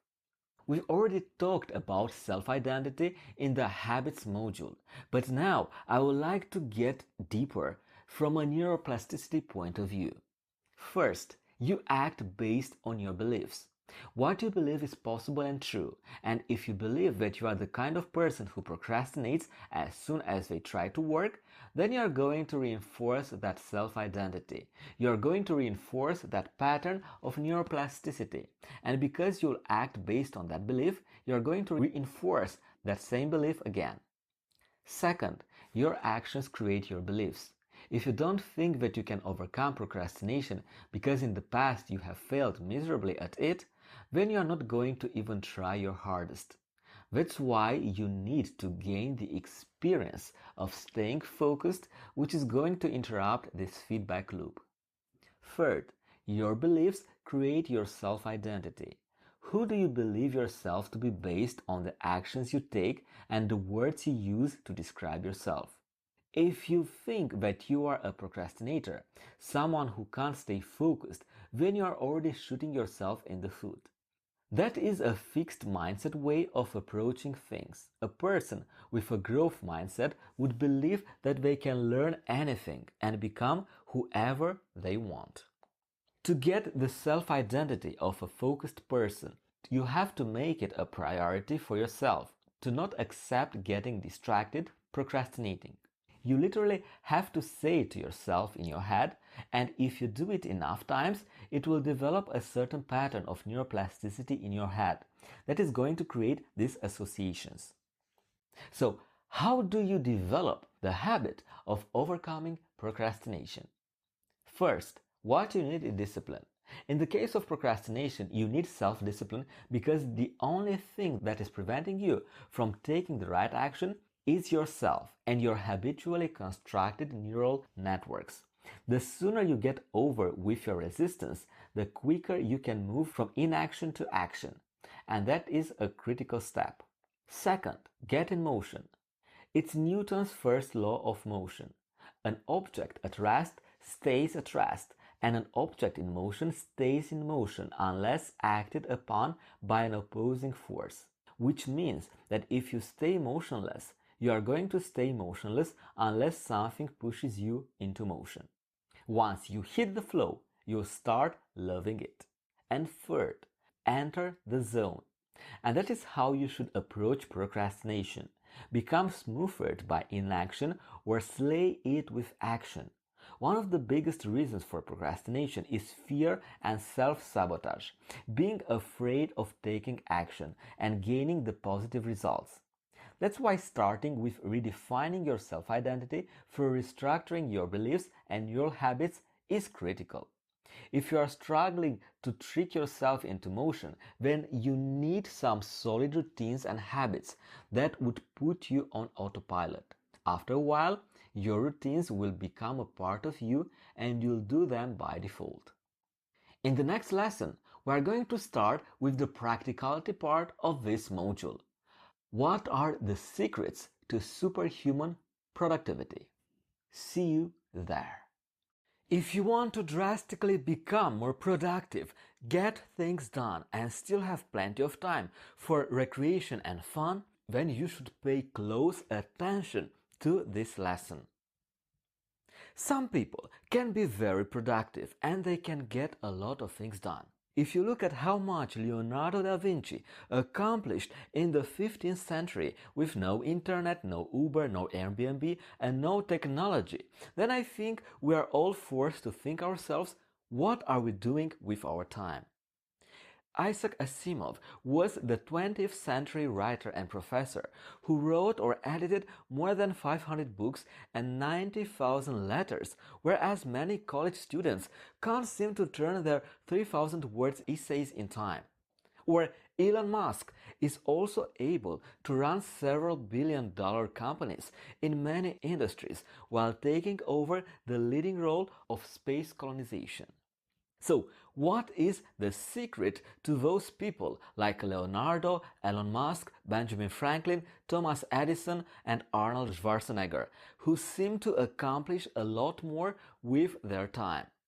Are they superhuman?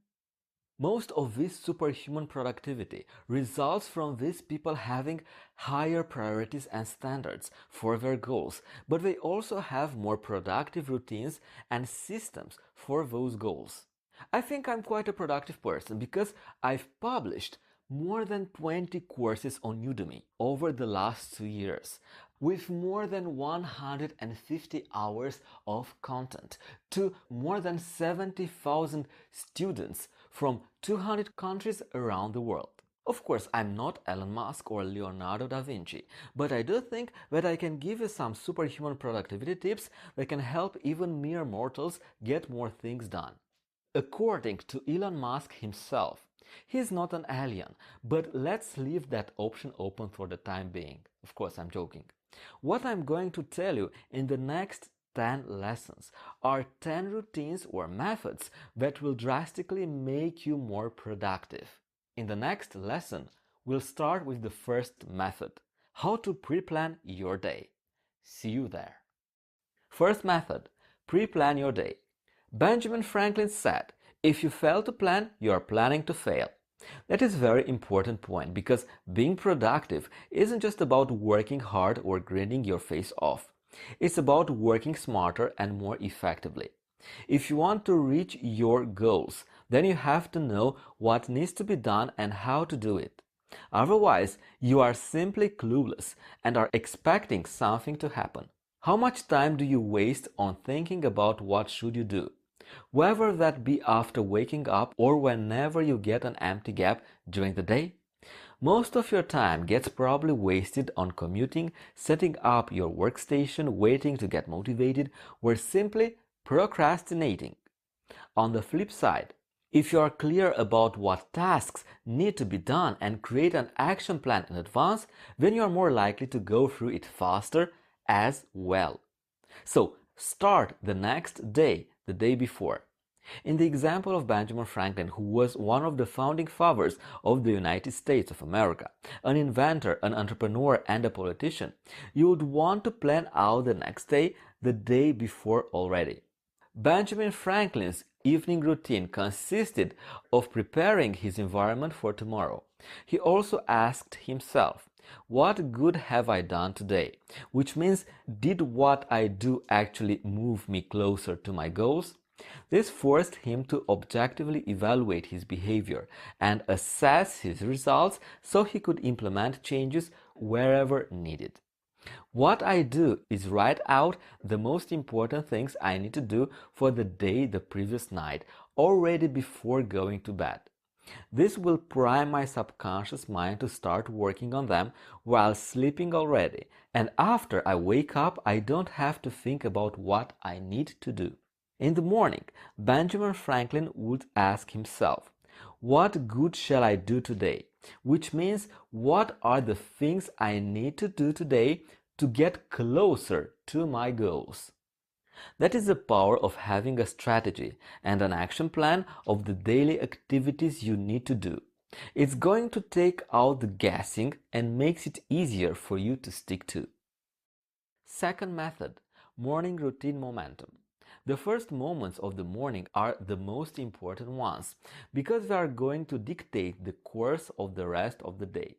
Albert Einstein called the compounding effect the eighth wonder of the world. It's momentum, a progressive culmination of events that eventually reach a colossal scale. If you immediately hit the snooze or start with negative self-talk, then you are more likely to procrastinate throughout the entire day. The key to gaining momentum on your side in the morning is to start moving and get in motion. You have to push off the first and easiest domino that would make the following dominoes fall automatically. Here are a few good tips for that. When you open your eyes, get out of your bed in some way. I don't recommend using an alarm clock because it can disrupt your sleeping patterns and make you more tired, but you need to get out of your bed sheets in the same shape or form. Go wash your face. Open the window. Breathe some fresh air outside. Expose yourself to sunlight. Do some jumping hacks or burpees. Take a cold shower. Then put yourself in the right mindset. You can either be controlled by your emotion or you can choose which emotional state you are going to be in. Meditation with visualization, gratitude, journaling, affirmation, they are all going to make you feel better, and it's easier to start the day if you are feeling good. This is a principle in physics as well. Newton's first law states, an object in motion stays in motion, and an object at rest stays at rest. unless acted upon by an opposing force. You're always being influenced by momentum. In what direction you'll end up going depends on the force you are being influenced by. Having the intrinsic desire to learn and improve yourself should be the catalyst that sets you off on the right track of growth. This kind of childlike curiosity was the stepping stone to Da Vinci's genius. He said things like, "Learning never exhausts the mind. Every action needs to be prompted by a motive." It had long since come to my attention that people of accomplishment rarely sat back and let things happen to them. They went out and happened to things. The third routine, daily deep work. The last part of your morning routine has to be something productive. Your first hours after waking up should be dedicated to your most important tasks because you'll get over with them faster and you'll thus gain even more momentum. Leonardo has another quote: "I have been impressed with the urgencies of doing. Knowing is not enough. We must apply. Being willing is not enough. We must do." The key is to do undisturbed deep work, where you are not getting distracted by the outside world. If you lose your focus, then you not only waste a lot of time, but you'll also lose momentum.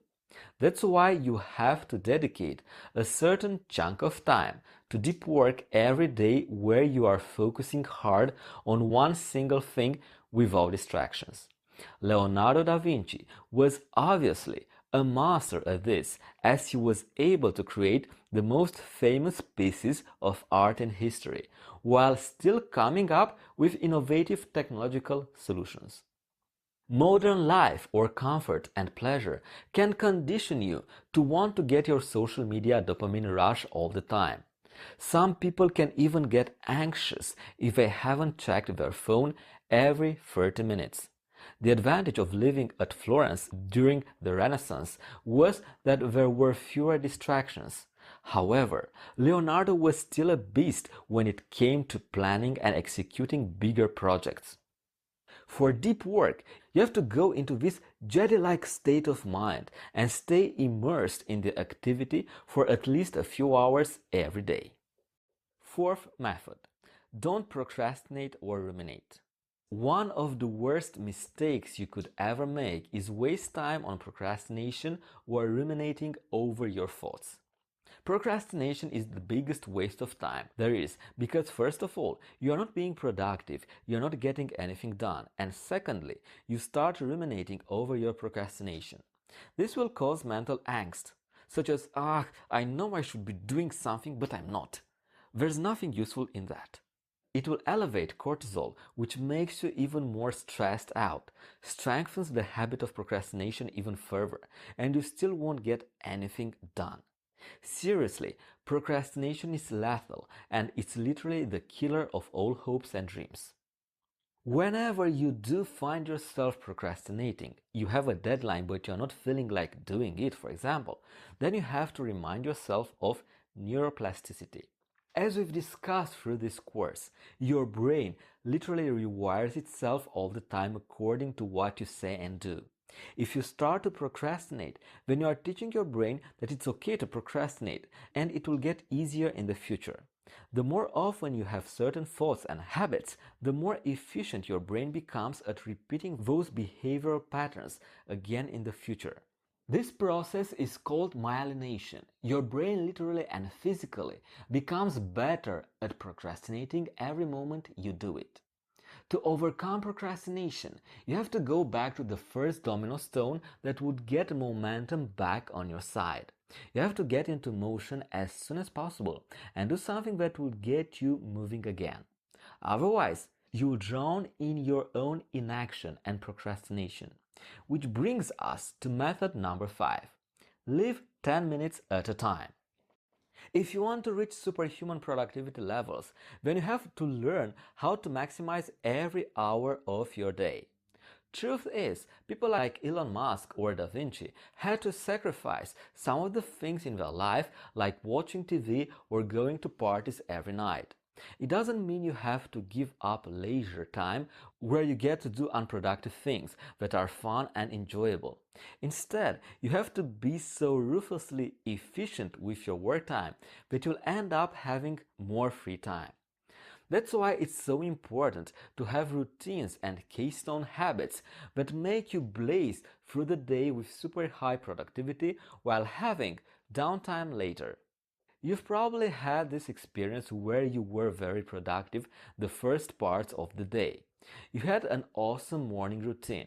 Your deep work went amazing. You are in the zone. And you decide to have a short break. That's good, and taking breaks are very important. However, after a while, you find yourself browsing through Reddit, liking funny memes on Facebook, sitting on your ass and stuffing pencils in your nose. To prevent these situations where you lose momentum and fall off the wagon, you have to be as diligent with your breaks as you are with your work. How not to lose momentum? I want to share with you this concept of living 10 minutes at a time. 10 minutes is a long time to get a lot of things done. You can write the outline for an essay in 10 minutes. Or you can go through your emails in 10 minutes. Or you can read parts of a book in 10 minutes. If you were to dissect your day into smaller chunks and bite-sized pieces, then you can really get a lot more done. It doesn't have to be 10 minutes because some tasks may take up to an hour. It can be 20 minutes, it can be 30 or 90 minutes. The Pomodoro technique incorporates 20 minutes of work with 5 minutes breaks, but the problem with this technique is that you may enter the zone only at minute 15 and you'll get zapped out of it right away because of the alarm clock. The idea is to dedicate small chunks of time to doing something important with incredible intensity. I'm talking about tunnel vision laser-like focus, where the only thing that exists is you and the task at hand. They are like mini deep work sessions where you are not wasting time, you are not getting distracted, but you are focusing hard on this one thing. To keep yourself on the right track, you have to ask yourself, what have I been doing the last 10 minutes? And what will I be doing for the next 10 minutes? This will keep momentum on your side and also keeps you on the line constantly. You have to value your time and take action as if you only had 10 minutes left to accomplish your goals. Elon Musk obviously puts it into practice as he says, focus on signal over noise. Don't waste time on stuff that doesn't actually make things better. Method number 6. Batch produce. Another great tip is to be productive in large batches. Like I said, a lot of time gets wasted on first getting motivated, setting up the right gear, putting things in order, and then trying to focus. The longer you do something, the easier it gets, and if you're already got the ball rolling, then why stop? If you were to batch produce your work in large chunks, then you'll get more things done because you cut out the minutiae. The reason why Henry Ford was able to dominate the automobile industry was that of machine-like batch production.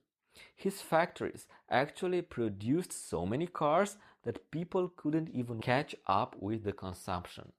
Of course, you are not a factory, but the idea is that by creating things in large chunks, we'll get more things done with less time.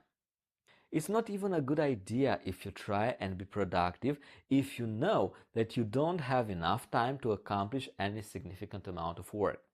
That's why you have to pre-plan these larger chunks of deep work in which you are living 10 minutes at a time. Leonardo da Vinci took this batch production method to extreme and even went too far with it. He was famous for having a lot of unfinished projects as it took him decades to finish his most famous paintings like the Divine Supper or Mona Lisa. Maybe it was a part of his plan to leave those tasks on the back burner as he was still able to teach himself Latin and learn about anatomy. Maybe his priorities simply changed periodically. Method number 7. Via negativa everything. Cutting away procrastination and wasting time is a must if you want to teach superhuman productivity levels. However, you also need to cut off all the other unnecessary distractions that don't serve you. Via negativa translates from Latin into negative way. It's basic addition through subtraction. You remove the unessential and you end up with more of the vital few, such as less is more. So many activities to choose from isn't always better. Via negativa can be applied to all of your habits, your food, your material belongings, your responsibilities, and your time. What activities you do or stuff you have that you actually don't need? Are you doing something just out of habit or to try and maintain an old commitment? How much better your life would be if you didn't have to carry all that extra baggage? Removing all the unessential is actually a lot more important than adding more stuff, because one rotten apple ruins the whole batch. Bruce Lee, who obviously was a super productive human, knew what he was talking about when he said, "It's not the daily increase, but the decrease. Hack away at the unessential." Method number 8. Avoid the busy trap.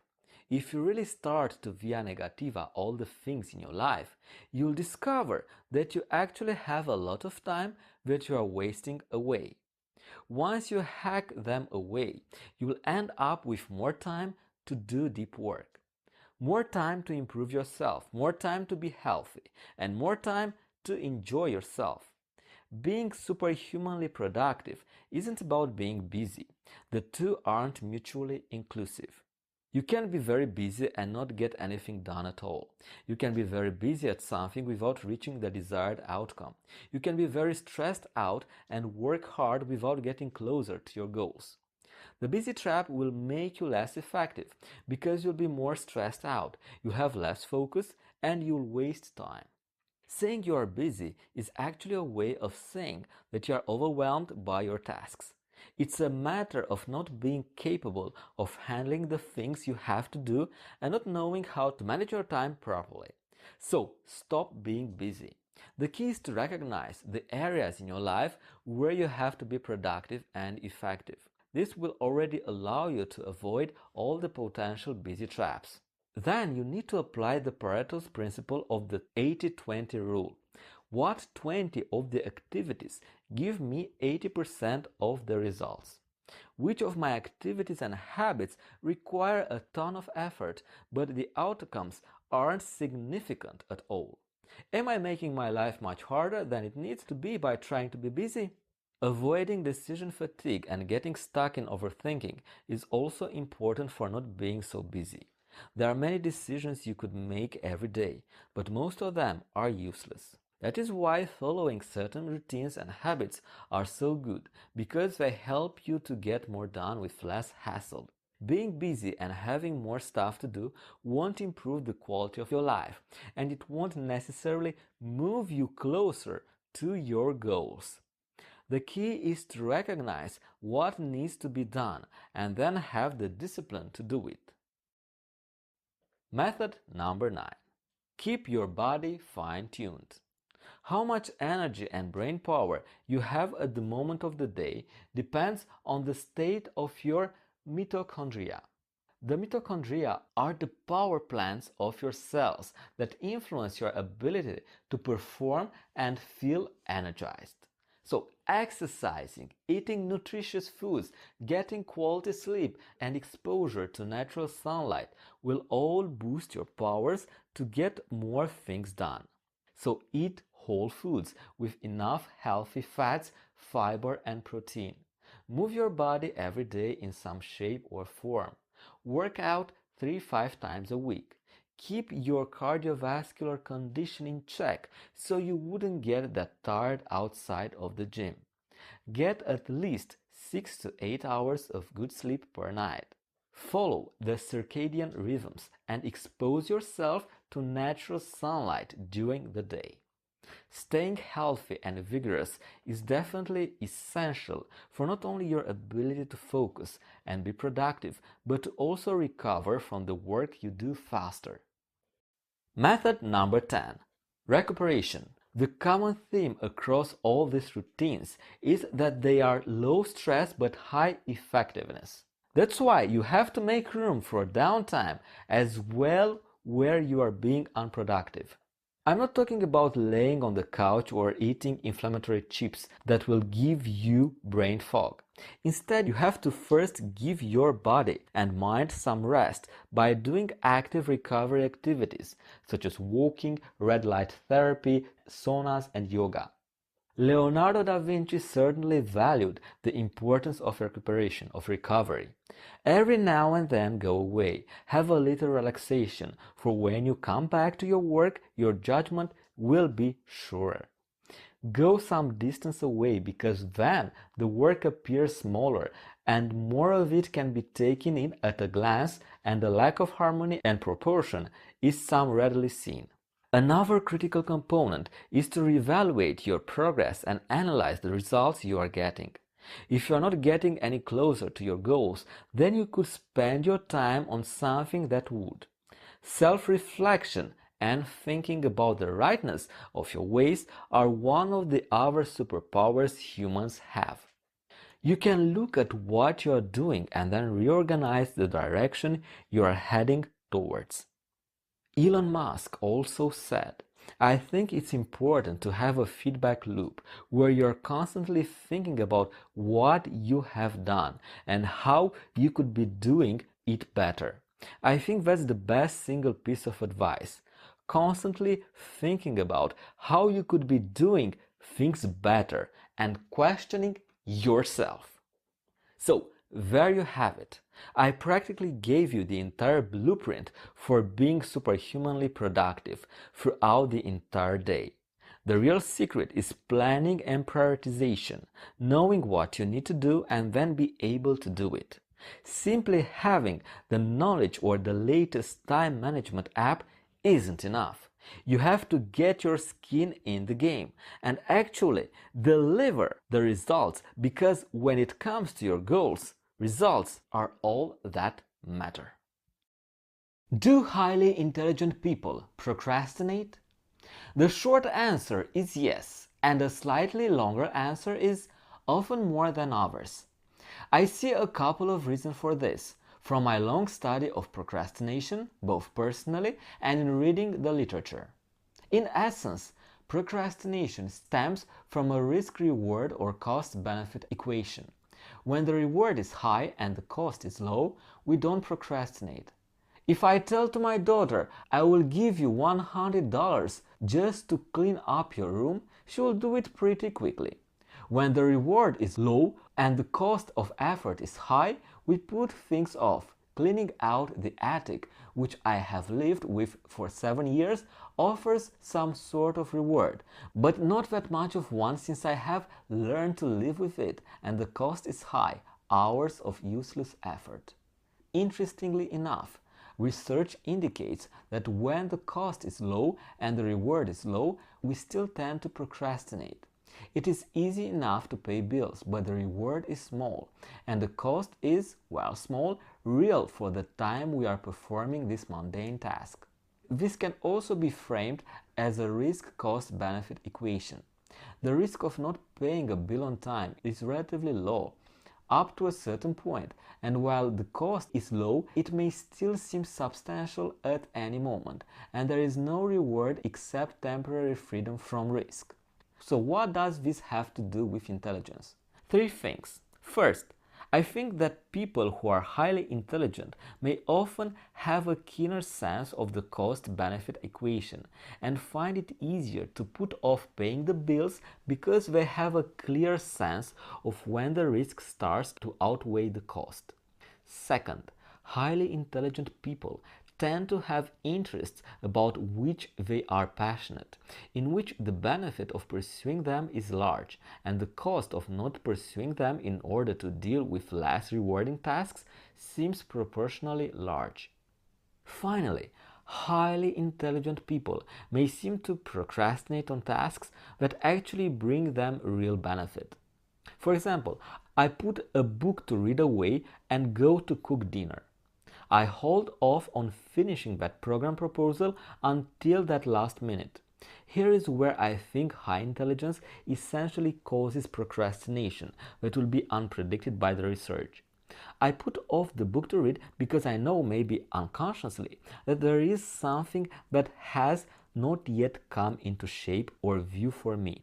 So I put it off and let the gestation process take over. Alright, thank you for completing this course, Focus Mastery. In this bonus module, I would like you to introduce two of my flagship courses. The first one is 10x Power Focus. Discover the hidden element of top learners. The 10x Power course is the continuity of this free course you are taking, Focus Mastery.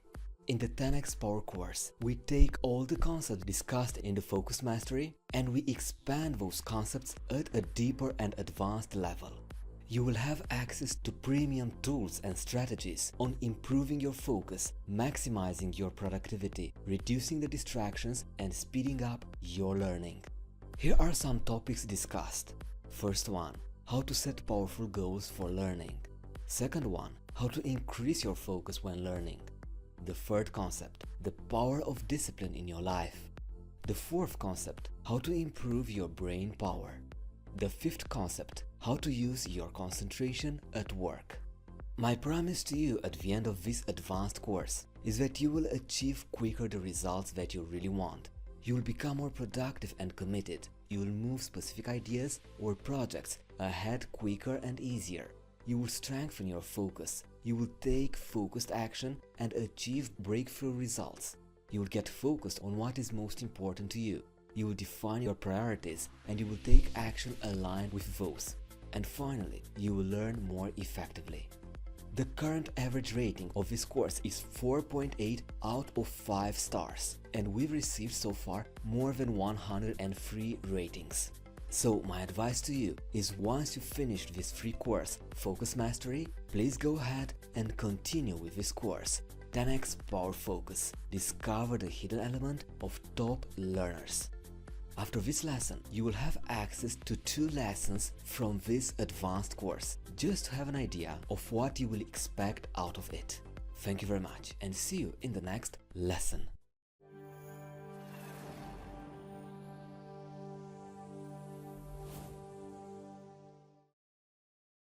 We all know what concentration means: giving your close, undivided attention to something. But it's one thing to know what it means and another to be able to concentrate on your studies. Many students complain that they just cannot concentrate. In other words, their minds race from one thing to another and their thoughts are all over the place, except on their studies. If you feel like this, you are not alone.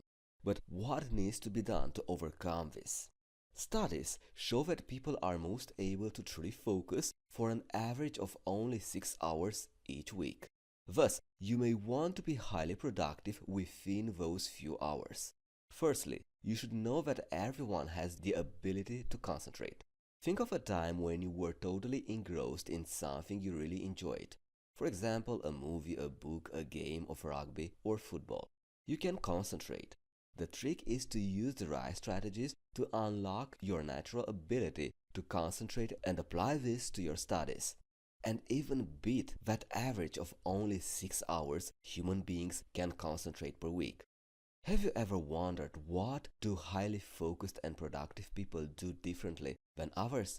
And how are they able to establish an extremely high level of focus? If your answer is yes, I'm going to present you 4 major strategies to dramatically improve your focus. First strategy: know yourself, why you concentrate and why you don't concentrate. When you begin to understand more clearly why you react or feel the way you do about certain things in your life, you will gain closeness with yourself. Think of the way you concentrate as your data. Begin by collecting the data so that you may make a commitment to understanding who you really are. There might be a situation when you don't understand why you do what you do, why you concentrate, or why you don't concentrate. But just keep in mind, there are always consistent links in your chain of life. Take note of them. As an exercise, after this lesson, take a piece of paper, split it in two parts, one for why you concentrate and the other one for why you don't concentrate. Then write down in both lists all your reasons. If you want to, you can share some of your insights with us in the discussion section. Second, find a good time to study. It helps if you pay attention to when you study the best or when you are the most productive. For some people, this might be when you first wake up and you don't have anything distracting you yet. Throughout the day, you are more likely to become distracted, so it's better to study when your mind is still fresh. Furthermore, studying when you first wake up is really productive too, because you are less tired and generally already more focused. Third strategy, prioritize. Decide what topics require more attention than the others and dedicate appropriate amount of time to them. Prioritize all the tasks that demand a lot of your concentration and creativity, so you can accomplish them long before your energy gets sapped. Proceed with lighter tasks later in the day. As an exercise, keep a diary or an agenda with you, a master list of all of your high-level priorities. Write all your study goals and priorities in it and take a thorough look at them. Sometimes I even post this list of priorities in my room because for me it's very useful. Keep a daily to-do list with your own priorities and don't be rigid with it. Be dynamic. When needed, make adjustments. Fourth, break larger tasks into smaller ones. Sometimes we feel like we have too much to do and we procrastinate. Instead, we can avoid this by doing what we are able to do first and slowly build our way up. Furthermore, it helps if you seek help for the tasks you cannot accomplish, so you don't get stuck on one place and becoming frustrated. Fifth, learn actively. This will help you concentrate and remember. Active learners do something with what they have learned. In order to learn actively, follow these steps. Put what you have learned into your own words. Compare what you are learning with what you already know. Link new facts to what you already know. Apply what you are learning to your own situation. And finally, find ways to use that new information in your day-to-day activity, at school or personal life. Next strategy, be active in mental activity. Use a hierarchy of questions to help you focus when reading a reference material or listening to a lecture, rather than passively reading through it or listening and hoping that something will stick. And then write brief notes about the answers to your questions. Ask yourself, how will you use the material? Where it fits into what you already know? What new questions it triggers? Seventh, reflect and adjust. You will want to closely monitor yourself on a daily and weekly basis and make adjustments. You should regularly ask yourself the following questions. While these are related to your studies and how to better acquire new skills, you could just as well use them in any work or life situation. What is my main goal? What is my goal for the week? What do I need to do today? Where am I at this moment? Is this technique, schedule, place, relationship, situation working? Is it worth improving? How can I improve it? And I suggest to ask this question and answer them related to your agenda or diary I asked you to keep for your to-do list. Alright, here is the action step for you. Watch this lesson at least twice and contemplate on what has been said. Second, write your opinion about this lesson and how it would be helpful to you to become a more focused person. Thank you very much.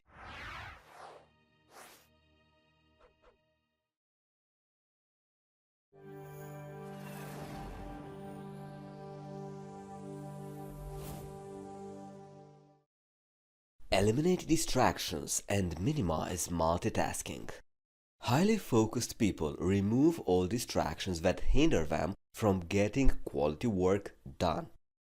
Whether it is email alerts, social media pop-up notifications, or people casually stopping by during work hours. Highly focused people stop distractions before they can steal their productive time. They know that distractions break concentration, cause stress, and derail them from completing tasks and achieving their goals. Our world has become a constant feed of information and entertainment. Each message enters our mind with one goal: to gain control of our attention and resources. I'm particularly trying to slow down myself with all this information overload. And in a world of constant distraction, the need for focus becomes even more significant. If you want to be an achiever, you need to seek continuously to remove the distractions that keep you from achieving it. There is not enough time to accomplish everything. As a first exercise, develop a clear picture of your greatest possible accomplishments.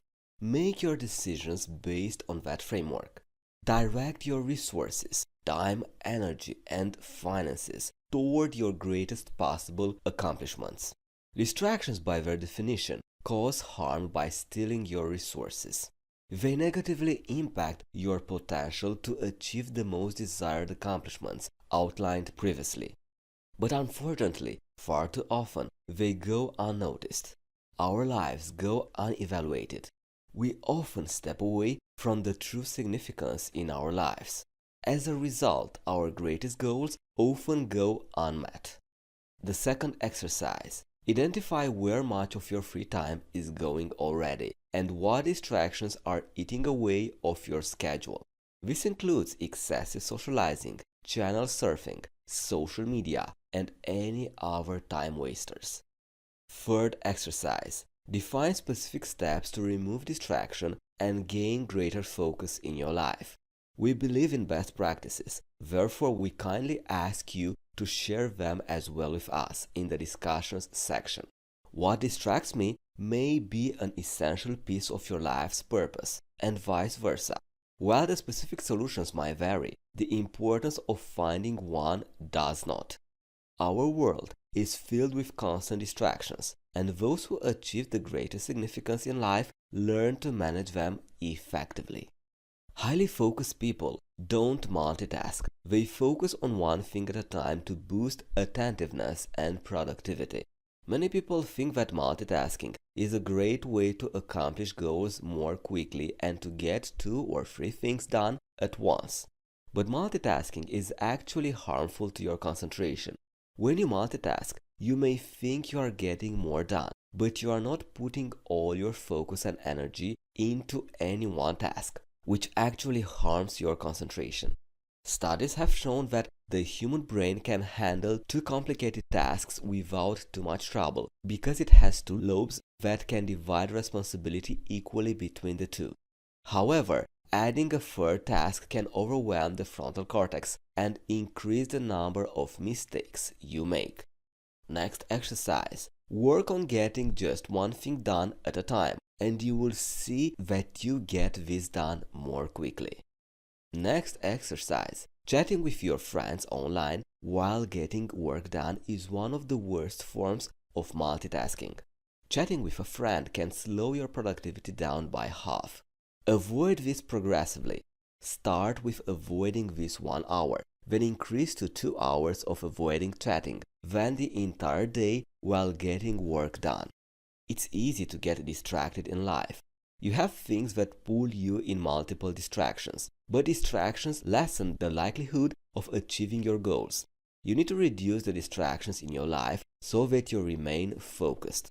By removing the distractions, you have more free time to pursue your goals rather than focusing on the things that don't matter as much. Milestones are helpful markers that help increasing your focus on your goals and eliminating distractions. Exercise: simply take your long-term goal of 1 or more years and break that goal up into milestones. Create monthly and weekly milestones that will help you stay on track and eliminate distractions. Milestones help you see the short-term results that will lead you to your long-term outcomes. The small achievements will keep you focused for the bigger picture achievements. Time management is a good strategy that anyone can use to eliminate distractions, while also utilizing the one resource that we all have in common: time. Exercise. Think, how do you use your time? Do you spend it the right way, ensuring that you are allocating a good amount of time towards achieving your goals? Or are you losing your precious time with distractions that away you from your goals? Be open and honest with yourself while implementing a system that works for you. In the end, remember this: the effectiveness and productivity of work and study time is only as good as your ability to focus and concentrate while studying. Decreasing any internal or external distractions and limiting your multitasking can help make your work and study time effective and productive. Thank you very much for being with us, and I strongly suggest you rewatch this video lesson and pay close attention to the exercises we provided. Thank you very much.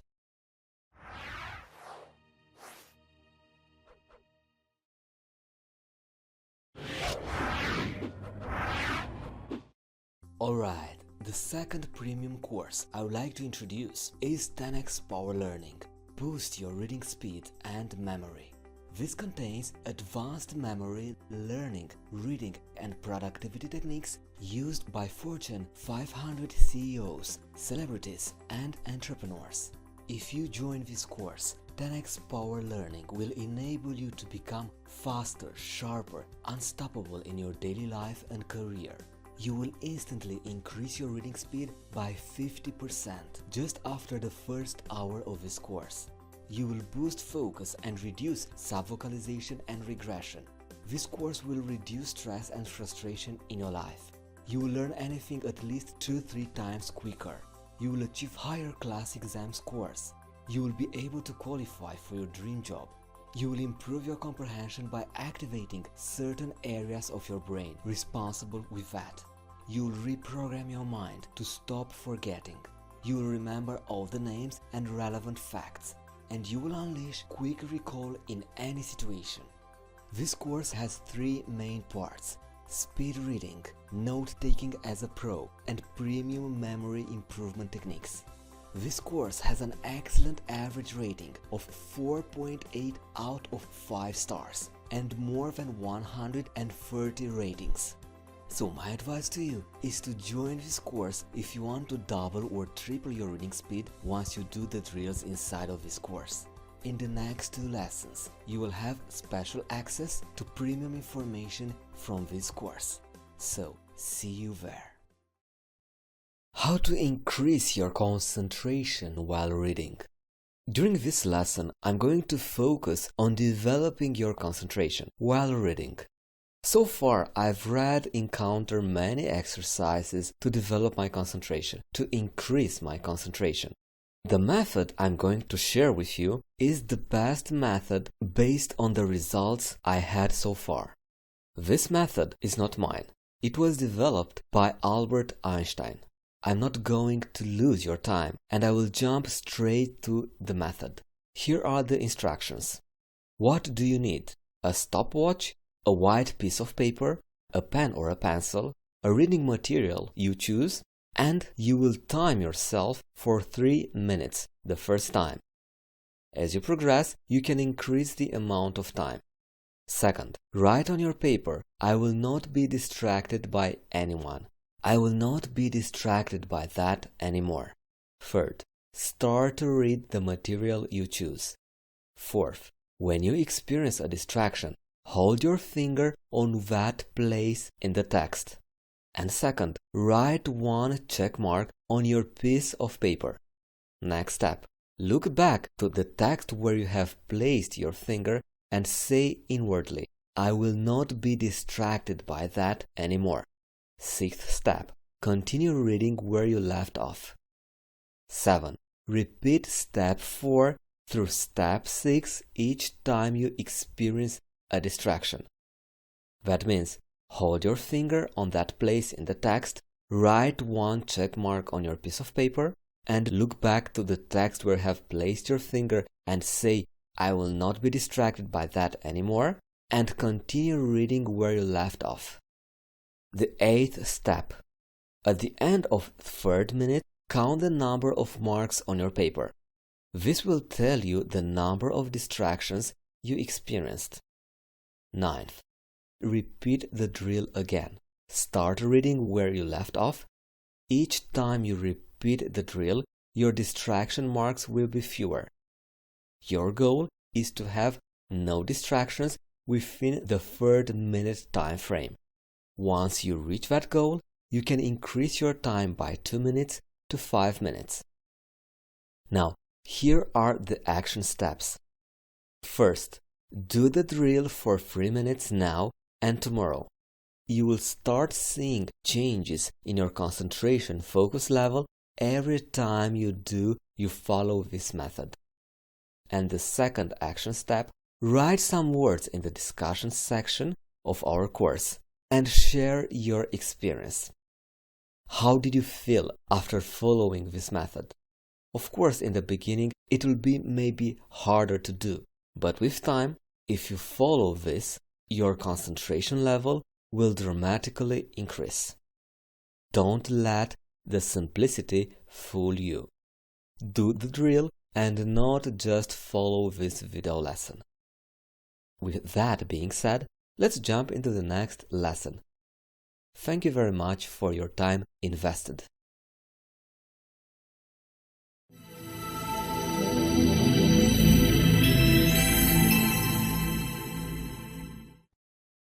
If you ask this question, what is the biggest challenge you are facing while reading? Many students will answer, I'm not able to recall information after what I have read. And maybe you have the same issue.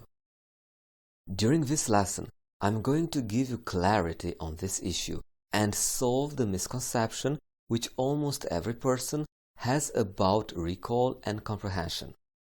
Many people get confused between these two notions, comprehension and recall. Many students think that comprehension and recall are the same. If you are one of those, then you are in mistake. Both concepts are different altogether.